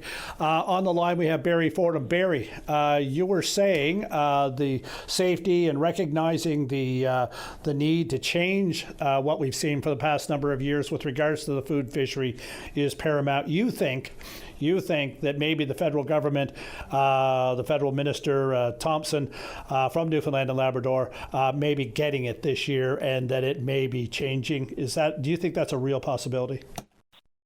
Well, two things on that, Darren. She has to get it because our voices are loud and clear. And as I always say, I'm a very positive person. I have to hopefully believe that there is going to be changes. What those changes are for this year, I do not know, but we hopefully will get some kind of indication what they are on Friday with their meeting with her. Just a correction there, Darren. Minister Barber is the Minister of Culture, and the joint letter was sent to her and the Minister of Fisheries, as well as to Craig Pardy, the Seniors Minister. So I just want to make that correction. Yeah, you are meeting with the federal minister, though, right? Yes, that is correct. Yeah. And who else? I'm not quite sure. Yeah. Okay. Fair enough. And it's us exclusively. It's Food Fisheries Committee meeting with Minister John Thompson. Yeah. And good on you for getting the meeting. And when you walk away from that meeting, what do you want to think that she takes from it? Well, I mean, what somebody says and what somebody does are two different things sometimes, Darren, as you all know. And like I said, I'm a very positive person. I hope that she's going to be able to give us some kind of indication as to what minister is going to be doing. And that's only fair to ask. I know that what I've heard so far is that there hasn't been any decisions made, but I would like to walk away from that meeting with some kind of feeling that there is going to be something happening. And positively, of course. Okay. Well, Barry, best of luck with that. If there's going to be a year, it seems like there's more optimism that this year may be the year. I'm going to let you go on that note. I appreciate your call this morning. Thank you very much. And please get back to us after the meeting and let us know how you felt it went. Darren, just one more thing. I got a private message this morning from Quebec. The food fishers in Quebec are also facing the same situation or similar, and they're sitting on the fence with the chins on the top of the fence, waiting to see what the decision is going to be here in Newfoundland and Labrador. As always, it's been a pleasure. Thank you very much, Barry. You take care. Next, we're going to line 5, and on line 5, I have Margot Cranford. And Margot, you're calling this morning about a very special project that began with a beloved Newfoundland and Labrador musician, Mark Hiscock. Tell us what it's all about. Correct. Thank you very much, Darren, for taking my call. You're doing a great job.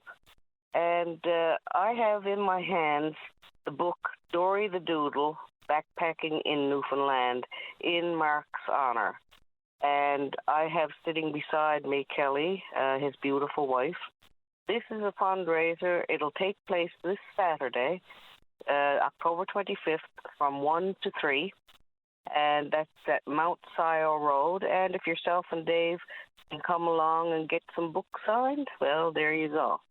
And I understand that all of your shows go right into the government offices, and it would be wonderful to see who shows up to honor Mark Hiscock. I'm going to turn it over to Kelly now, and she can have a few words and to tell you why it's being held at the Easter Seals. One sec now. Here's Kelly. Good morning, Darren. Thank you very much for having myself and Margot on this morning. I don't think there's anyone in this province that doesn't know my late husband, Mark, and his love for the province, for sure. He definitely left a legacy behind, and this was a project that he was working on before he passed, and we're coming close now to the year anniversary of his passing, coming up on May 6th, and we were able to complete this book with the help of Flanker Press, and Mark and his band, Shani Gannock, partnered very closely with Easter Seals and done a lot in their past and will continue to do so to honor Easter Seals. So we thought how more fitting would it be to have the launch of Mark's book at Easter Seals and really support them as part of the book launch with the fundraising there. So we want to invite everybody out to the book launch. We want to really fill the place, pack it. All of the folks from Easter Seals are going to be there, along with many of Mark's family, the band, a lot of friends, a lot of kids, so we just want to bring it out there to everybody who's available to come by and show their support for Easter Seals. So again, it's Saturday, April the 25th, so it's coming up this Saturday from 1 to 3. Again, at Easter Seals is on Mount Sile Road, so we just want to again thank you guys for having us on this morning and looking forward to seeing everybody who's possibly can make it Saturday to come out. Kelly, and I think the last time I saw Mark was at the squash courts in CBS, and he and his fellow bandmates, Chris and all of them with Shanneganuk, they were out to support the inclusive squash program and to be with those young people who were involved in the inclusive squash program through the local Special Olympics and the local organizers out there, and it was just great to see him. And I think people may not really grasp that other side of the Shanneganuk, the Mark Hiscock legacy, and being involved like that and helping raise awareness and just being out there for support. It's incredible, Kelly. They've been doing that for a long time, have they not?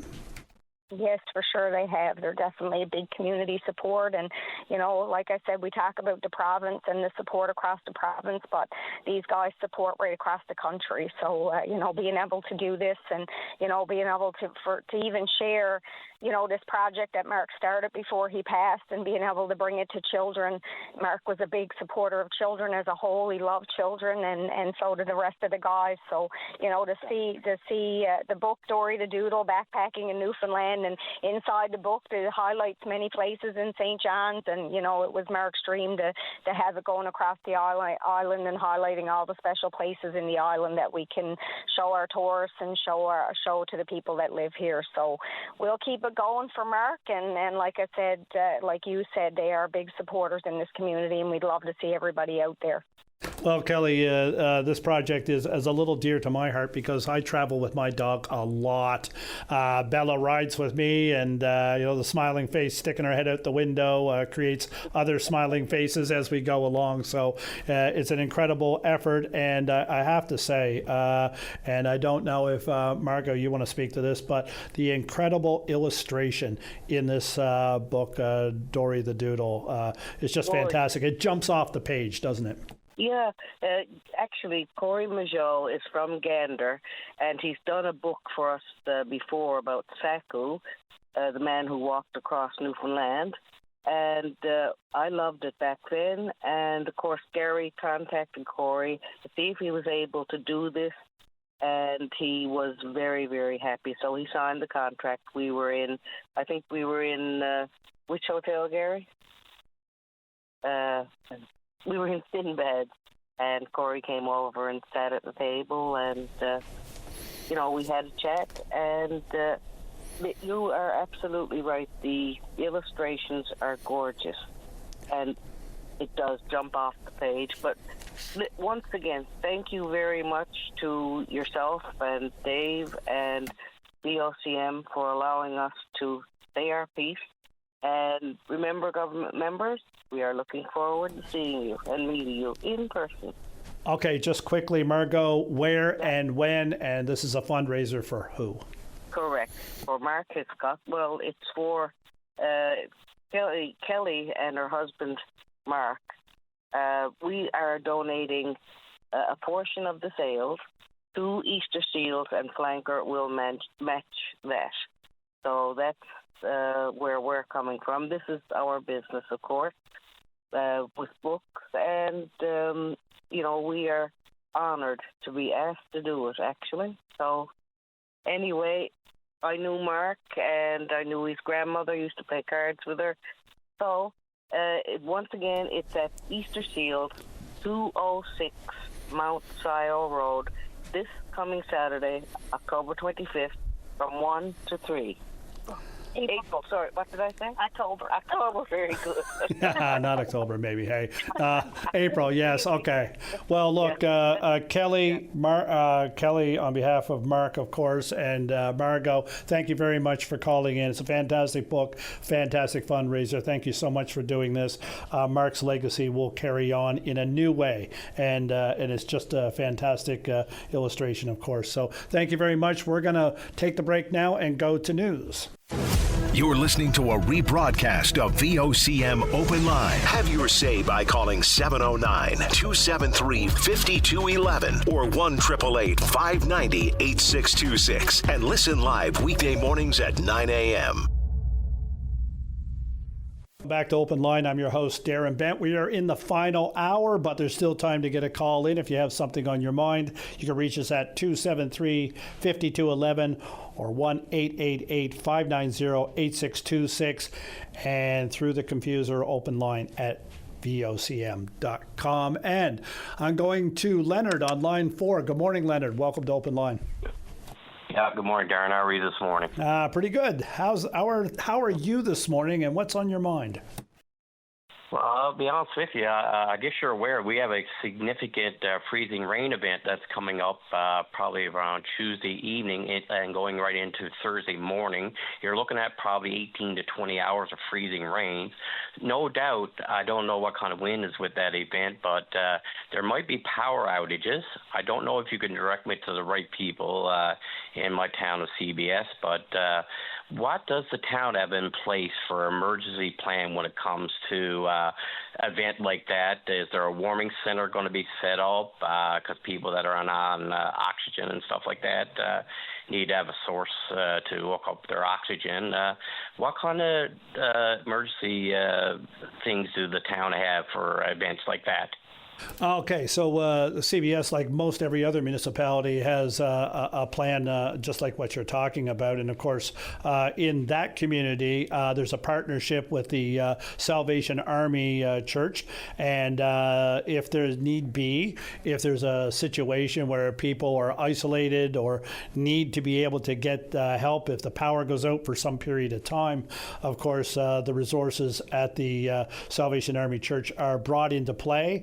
It is fully serviced by the Salvation Army. We have provided a generator to ensure that there is heat, that they can cook and so forth, and provide support for people in need. That's what they do. Other communities probably do other things as well. And of course, you have to judge these things on what is absolutely necessary, what the need might be, because every type of weather event is different. But freezing rain, you pointed it out, Newfoundland Power are probably the most concerned people right now about their infrastructure and what's going to happen there through this week. So we've seen some horrific freezing rainstorms over the past 20 years or so, and the weather situation's not getting any better recently, that's for sure. So what we're in store for, we're going to have to wait and see to some respect. Is the town prepared with salt? We hear lately in the news the shortage of salt this year because of our winter, that prolonged winter that we had. Are you recommending that people stay off the roads? I would myself, but in case people got to go out and travel. Look, if there's not safe conditions, we always recommend you stay home and travel absolutely only if necessary. And of course, it's up to the police and the province on their roads to either close them or not close them. But it's a cautionary thing, isn't it? Some people feel that they have to go out, and some people feel that if I don't have to go out, I'm not going to go out. But if there is an emergency situation and the roads are not safe, we always recommend people only go out if it's absolutely necessary. Exactly. I recommend people going out today and stocking up on supplies. Keep in mind now, don't overstock on certain items because there's probably a shortage anyway. So we don't want to see a toilet paper run like we saw back in COVID. Yeah, exactly. Right. Oh, yeah. But yeah, and there is salt. Like, it's not the situation that there's no salt. It's just that there is salt, but it is limited. The province has salt. We understand that, and of course they control a lot of the main roads through communities like CBS, and the town does have salt. But getting more salt is an issue, from what I understand. Talking with Mayor Breen the other day, there is that concern. I got a recommendation for next winter when they're out salting is, salt doesn't work at certain temperatures, and if it continued to snow, like the salt is only going to be accumulating with the snow. So I think they could cut back there. Yeah, that'd be a recommendation. And even in your own property, if you're putting salt out in your driveway and so forth, just be mindful that, if there's any buildup that you've got to shovel, you're probably going to shovel the salt away with whatever it is you got up in your shovel as well. So you kind of, shooting yourself in the foot with that one. But with freezing rain, we've seen some terrible situations for a number of days without power in different parts of the province, even around the St. John's metro area back in the 90s. You'll remember that one. And that was a big one. I mean, they were cracking off those power poles like they were matchsticks. And of course, a lot of infrastructure upgrades since then probably puts the Newfoundland Power and all those people in better stead today when it comes to rainstorms. But or ice storms, and if the ice builds up on the lines or on the poles and on anything, really, trees in your yard or things that you have around your property, just be mindful of that and take whatever precautions you can to protect your own property. Yeah, great advice, Darren. Thank you again. What for contact information does one avail of that? Where should we find? If you're going to lose the power, you're going to be. If you got a landline, of course, you can't use a landline. Where do you get information to see what's open or what's closed, or you just because you can't. If the roads are too icy, you're not going to be driving to see what's open, of course. So what contact information is available to residents? Absolutely easy. VOCM is the best place to turn. But I have one of those wind-up radios for the power. I think people should make sure that they have something to be able to access. And of course, if you have a cell phone, make sure it's fully charged, and you can listen to radio. You can get your updates through your data, not your Wi-Fi, of course, if the power's out. But that'll last you for quite a while as well. So just be mindful of that. And most of us have chargers these days in our vehicles to keep our phones and whatever charged, so that keeps access that way. But the other thing too is, if you're concerned about access and all of that, you should reach out to someone beforehand and make a plan with them. And check on your neighbors too, especially seniors. Yep. Absolutely. They're the most vulnerable, so I recommend that people check on them as well. Absolutely. Leonard, thank you for your call. I'm at break now. I appreciate and good heads up for everybody on what's coming. We'll see what the severity is once it hits. I'm going to go to break now with Dave. You can take it away. You're listening to Open Line. I'm your host, Darren Bent. Welcome back to Open Line. I'm your host, Darren Bent. And on line 6, we have Lisa Moore. Lisa, why are you reaching out to us this morning? Does it have anything to do with literary works? It does indeed, Darren, and thanks so much for having us. We're here, I'm with a colleague of mine, we're here to talk about the Sparks Literary Festival, because it's that time of year again.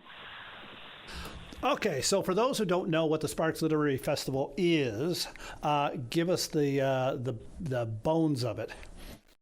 Well, it's a festival where we bring writers in from other parts of the country and also from Ireland. We have a writer each year, and it's usually a full day of hearing from novelists and short story writers and creative nonfiction writers, and but this year we've actually expanded we have 3 different days of programming, and one of the ways we've expanded is to invite people who are like leaders, leading creative writers, to give workshops to anyone who wants to come, and it's free.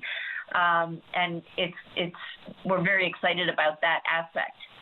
Yeah, so if I wanted to learn a little bit more about what goes into being a writer, the not just the elbow grease, the hard work of it, but maybe even the business side.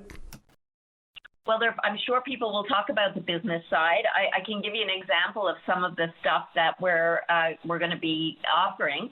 So Sherry White, who is just like an incredible filmmaker, she just had a new film, Blueberry Grunt, which has been nominated for awards. Her previous film, Maudie, about Maud Lewis, which is it's an incredible film, really, isn't it?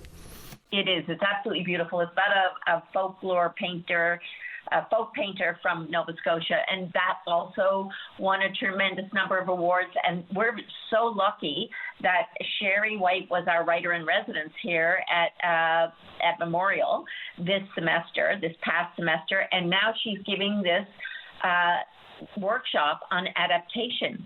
So her story, Blueberry Grunt, was actually written in a creative writing class here at Memorial, and then she adapted it to film. So she's going to show a few clips and talk about that, but she's also going to talk about, upcoming projects that she's doing, and she's talking about certain business things that happened in there. You're absolutely right, but also like just how you go about taking something that's written on a page and turning it into a film, a movie, a television series, all those things. So that's happening on Wednesday, the 22nd, this coming Wednesday, at the Rooms, and it's from 7 to 9:30.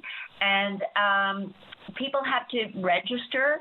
They have to phone up the Rooms and make sure they get a ticket, but it is for free. So all of our workshops are free. And I'm super excited to go to that. Our other workshops, do you want to hear about the rest of them? Absolutely. What kind of different things can people avail of? And I believe it's, is it this coming weekend?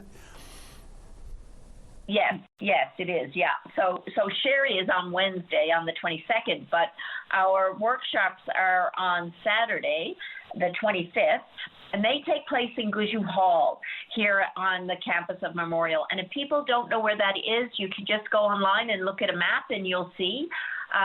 It's upstairs in Gouju Hall.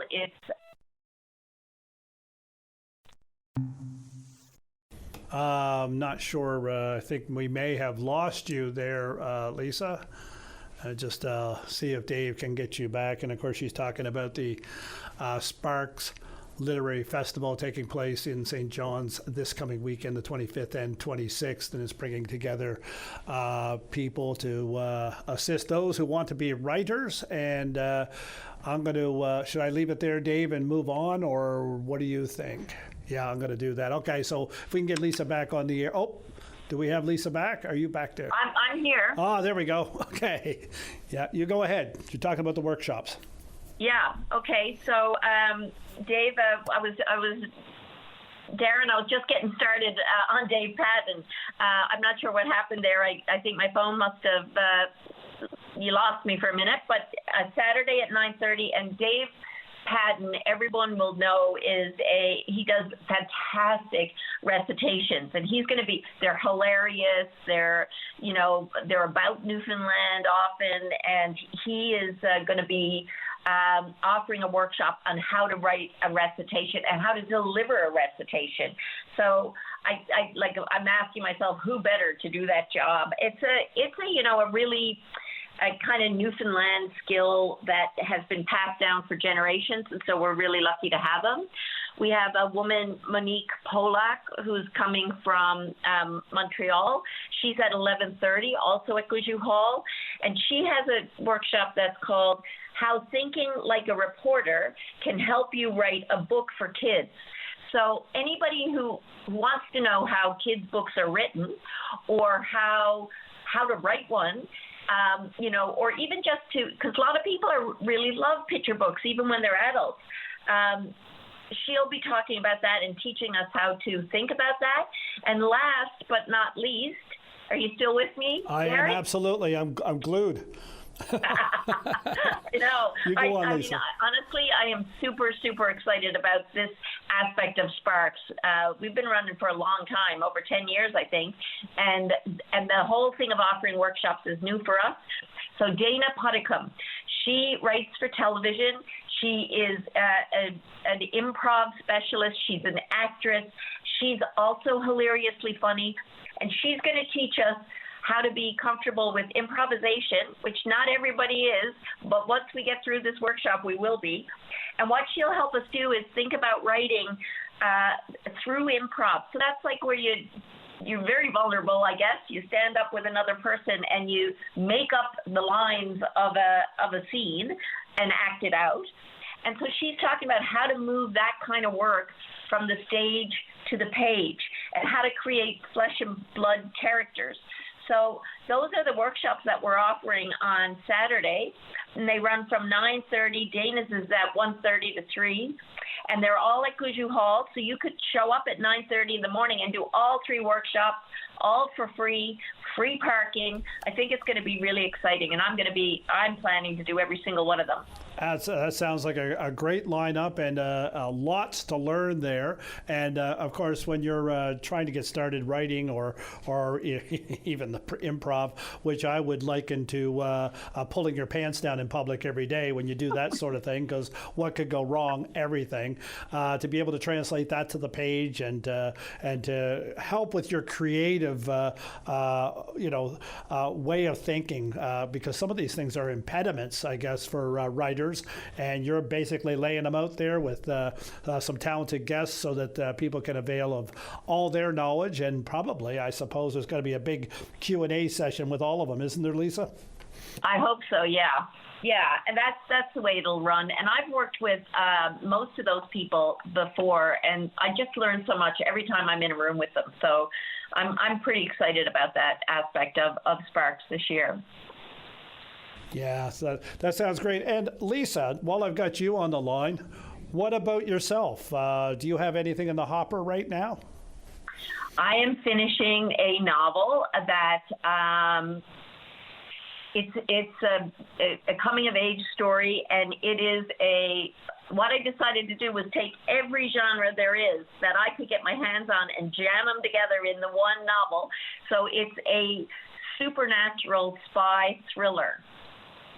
Okay. Well, look, Lisa, fantastic works, well-recognized author in this province, and of course, over at the Faculty Memorial University, I believe in the humanities, and helping put together this Sparks Literary Festival this weekend. You are on wheels, as it were, and a new book coming out that is fantastic. So thank you very much, Lisa, for bringing this to us this morning. Just once again, it's at the Gouju Hall, and it runs mainly, I think, Saturday morning, is it, from 9:30 to probably 3:30 or 4, and you do have an offering on the 22nd. Remind us what that is again. That's Sherry White at the Room, but we also have a whole day on Sunday that Kathy will talk about. Okay. Yeah. On Sunday, the 26th, we've got our panels. So this is groups of writers talking with a moderator about the creative process, about the books that they've released recently. And we've got quite the range of topics. We've got Newfoundland topographies, social activism, there's a parenting panel, and a picture stories panel, and several writers coming from out of town to speak to Sparks attendees about these. So for our Newfoundland topographies in particular, we've got a lot of award-winning writers. We've got Angela Antle, who's going to be speaking about her novel, The Salt Box Olive, which won the BMO Winterset Award. We've got Leslie Butt, an Indigenous Canadian writer whose novel Tanked won the Indigenous Voices Award. Elizabeth Murphy's second novel, The Weather Diviners, which was also a 2026 Dublin Literary Award finalist, and local Heidi Wicks, of course, whose short story collection Here came out, and it's shortlisted right now for the Alistair MacLeod Award.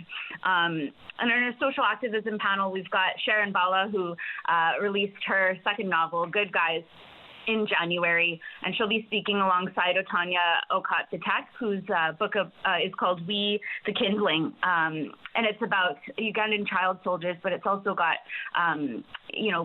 quite a bit of Ugandan folklore in the mix as well.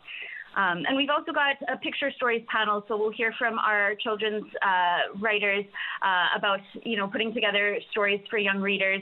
Kayla Williams in particular, she'll be coming to us from Labrador, so that's really exciting as well. And we've got a couple others that Lisa will mention. Yeah, so we also have an Irish writer, Lisa McInerney, coming all the way from Okay, I think I've lost you again, Lisa. I'm not sure if you're still there or not, but probably not. I'm going to... Yeah, Lisa, are you there? We've lost Lisa, I think. No, we're here. Can you hear me? I can hear you now, yep. Okay, let me know if you can still hear me. Yeah, so I was just talking about Lisa McInerney. She's an amazing writer from Ireland, and she's written... The Glorious Heresies, the Blood Miracles. I've read those books. They're hilarious. They sound like Newfoundland novels. They're about drug lords, and and they're fun. They're absolutely fun. I'm dying to meet her. I'm dying to have her here. And then we also just have this panel, which is going to be really, really beautiful, of two graduating students graduating with their MAs from the creative writing department here at Memorial. They've just graduated. So Amanda Hull and Deborah Ekpekpalu. They're writing. Deborah is from Nigeria. She's immigrated to Newfoundland. She's got a beautiful, beautiful collection of stories about home and what home means, called These Places Called Home. And Amanda Hull has written a book called Wedding Dresses Near Me, and that is just a stunning novel that I think people are going to be really excited to hear excerpts of these books, and I'd say they're going to be published in a heartbeat once the publishing industry gets their hands on them. That's excellent to hear, Lisa, and it's great that the literary community here in this province is so vibrant and has the support of folks like yourselves and all of those involved in the Sparks Literary Festival. Thank you, Lisa. Thank you, Catherine, for joining us this morning. We're going to go to break now, and we'll be back in a few minutes on Open Line. The Tim Powers Show. Join the conversation weekday afternoons at 4 p.m. on your VOCM. Back to Open Line. We're in the home stretch now, and joining me on line 4 is Chris McGee of the Atlantic Truckers Association. Chris, welcome to Open Line. Hi, good morning. Thanks for having me. Good morning. And you are head of an organization that represents people that probably spend more time on the road than most anybody else. And of course, fuel prices and all kinds of different things are affecting truckers these days, aren't they, Chris? Oh, 100%. I mean, fuel is our second largest operating cost after people, about 35% of revenues. So when we see, the volatility and the jumps in single weeks that we've been seeing lately, it just puts immediate pressure on the trucking operations. We are particularly sensitive to the global volatility that's happening right now. And as Newfoundlanders probably know, trucks are vital to our regional economy. Touching about 85 to 90% of the goods that we rely on in Atlantic Canada. So again, when we see these costs rising sharply, it eventually trickles down through the supply chain and unfortunately often impacts the consumer, you and I. Yeah, absolutely. And Chris, of course, we don't go back too far, but during COVID, of course, we all remember that we were hailing our truckers, the people in that industry that got us our supplies as basically heroes, out there on the roads bringing the supplies to all the places that needed them. And here we are 4 years later, and they're basically getting gouged. There's no relief for heroes in the trucking industry, is there?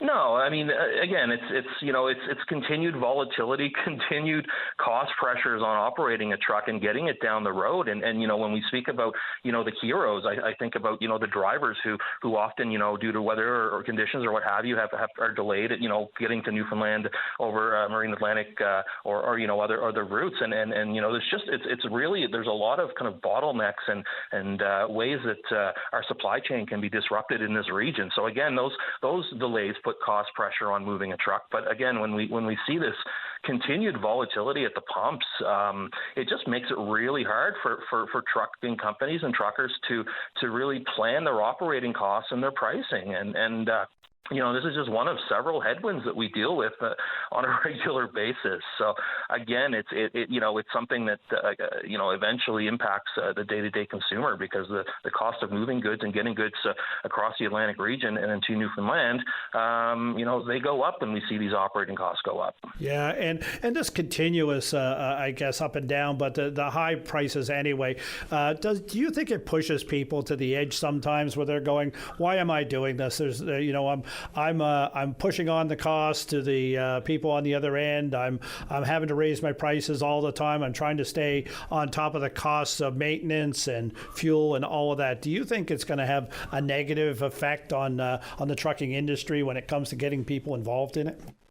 I would think there's that risk. I mean, again, we face numerous cost pressures, especially since COVID. We've seen overcapacity in the market, lower demand for moving freight, lower freight rates. Like I said, this cost gets passed along the supply chain, and the majority of our members would have a mechanism in place, such as airlines and shipping firms and so on would have called a fuel surcharge. So we're no stranger to this volatility. So that mechanism kind of helps to, absorb the pricing when quoting rates for moving freight, depending on the price of fuel. So it kind of reacts in real time. But where we see companies especially impacted by these high fuel prices are those that may have limited cash flow. They have to wait 30 days to get paid. And we also have a lot of carriers who often will operate on a backhaul, maybe empty, and of course there's nobody to charge for that run. So of course, again, that's something that the industry has to absorb. I hate to go back to COVID again, but truthfully, though, during COVID, and we've seen it since, it's not just fuel. It's maintenance. It's the gear needed to keep these vehicles on the road. It's replacement parts and all these different things. They went up, and they really haven't come back down in price, have they? Yeah, that's right, and really, a real key impact on that is the trade tensions and tariffs that we've seen since President Trump was elected. Again, when I speak about the headwinds facing our industry, that's another. The cost of buying gear from the U.S. Coming up, the trucking companies who are shipping lumber and steel to the U.S. or were shipping lumber and steel to the U.S. Moving seafood to the U.S. It's all become more expensive and less demand. And of course, we surveyed our members last year kind of on state of the industry and how trade tensions have impacted their businesses. And many, if not all, said that they're just holding a line on spending. They're holding a line on buying new gear, on updating their infrastructure, their buildings, their terminals, and warehousing, because there's just that uncertainty right now as to where things are going to end up. And then when we see this volatility in fuel pricing stemming from this global unrest in the Middle East, again, it's like a perfect storm for our industry right now in terms of cost pressures. Yeah, and Chris, how many truckers would you represent here in Newfoundland and Labrador? In Newfoundland and Labrador, I don't have an exact number for you, but let's say across the Atlantic region, we're about 340 members, companies, and then that's tens of thousands of employees. So, we do have over a dozen members for sure in Newfoundland. In terms of number of drivers and number of employees, I wouldn't want to say right now in case I was wrong, but yeah, certainly a fair number. And I was actually just over in Newfoundland a few weeks ago speaking with some of our members over there and some of the folks in the trucking industry, and we do have other pressures particular to Newfoundland, such as, like I mentioned earlier, getting increased capacity on the Marine Atlantic service.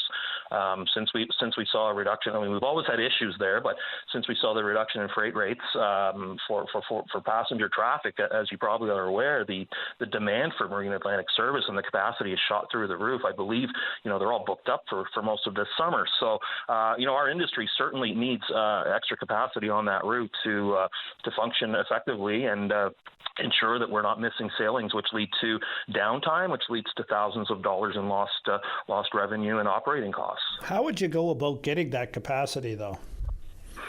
Well, there is several ways, and right now we're looking at we're asking government to consider keeping a fifth vessel in place on the Gulf route. So whether that be the Erickson, which is ready to come out of service or due to come out of service soon, that's one of the options that's on the table currently.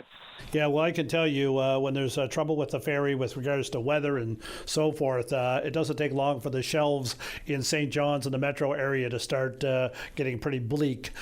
So it shows us and reminds us how much we depend on the trucking industry in our province. Chris McGee, thank you very much for joining us this morning on Open Line and letting us know what's affecting truckers in Atlantic Canada with the Atlantic Truckers Association. You have a good day. Thank you. You too. All right, Chris McGee, thank you very much. And we're going to go to break, and we'll be back for the final segment. Welcome back to Open Line. We'll go to line 2, and we have Mike. Mike, good morning. Good morning, sir. I don't know how much you're up onto the corruption into the health services and the Marine Department with the government and that stuff, but it's been ongoing for years, and it was thriving under the Liberals, and now it seems like the PCs are not doing anything about it. And it is all continuing on and drastically affecting our economy and our health services and everything else. Like, I had information from the mainland there. They called me about a $1.5 million purchase for equipment for a hospital here in Newfoundland, and no tender or nothing out. How come other companies weren't given a chance to bid onto it or anything else?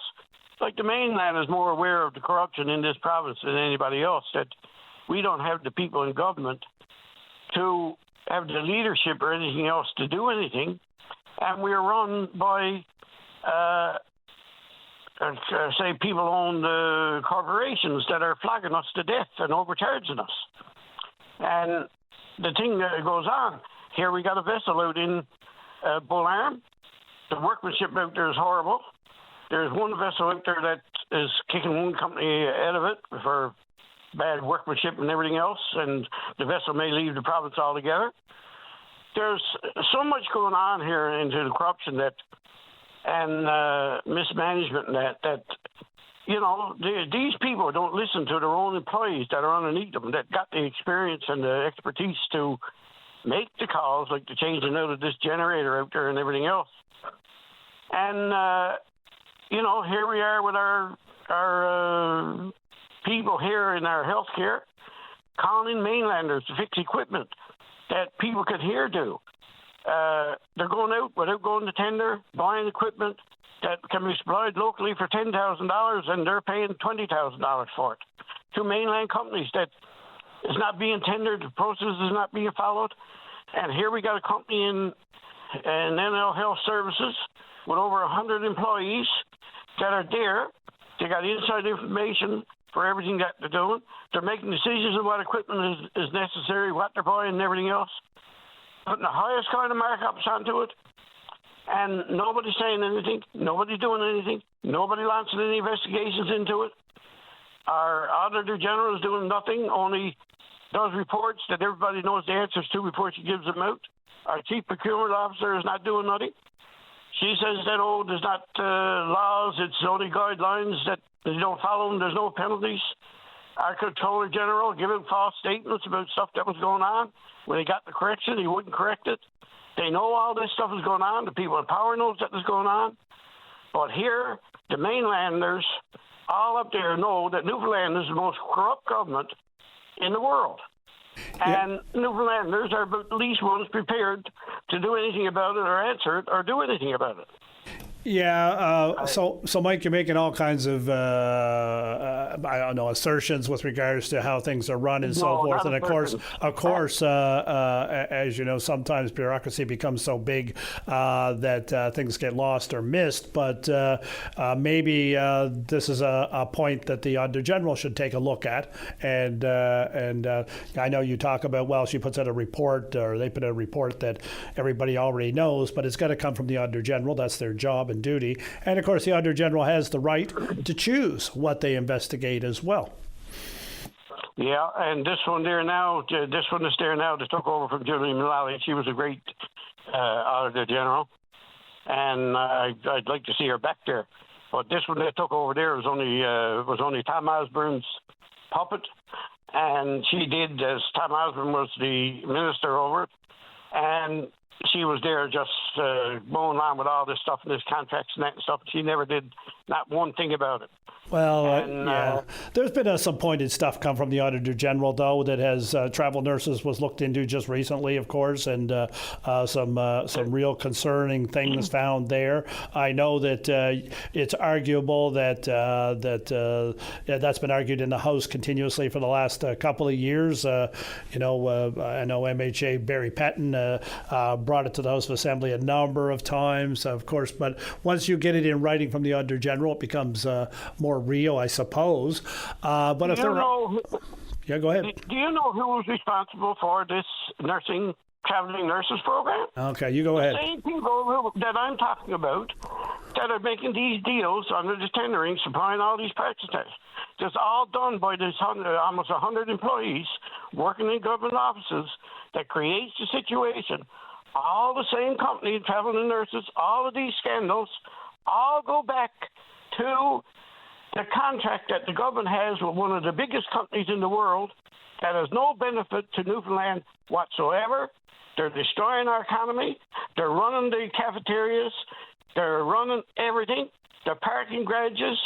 All of this stuff, everything is all owned by one company that has hundreds of companies in Newfoundland.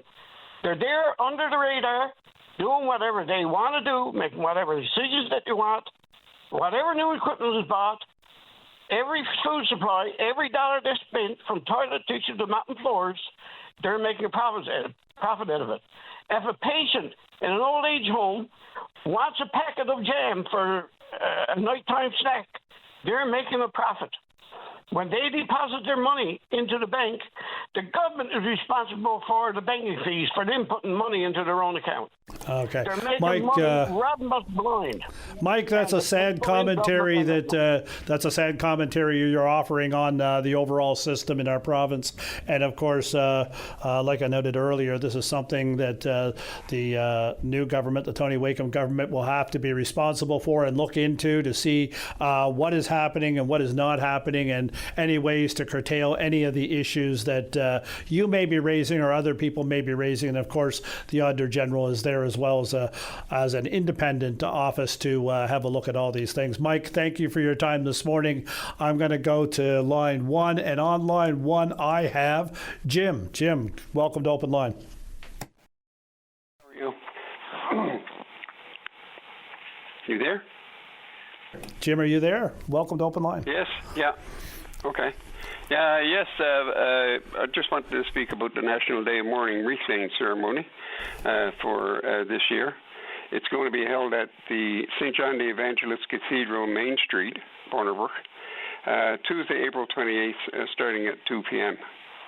And the people who wish to lay wreaths, of course, they can bring them, or unions and or government offices can just come on down to the St. John Evangelist Cathedral. We had to change the venues because of some maintenance issues with the other place we were going to have it. Yeah, so the Day of Mourning, of course, is recognized in a number of different areas across the province, across the country, of course. And what is the typical, I guess, what typically happens in Cornerbrook? How does the day unfold there? When and again, where will it be? We have a wreath laying ceremony.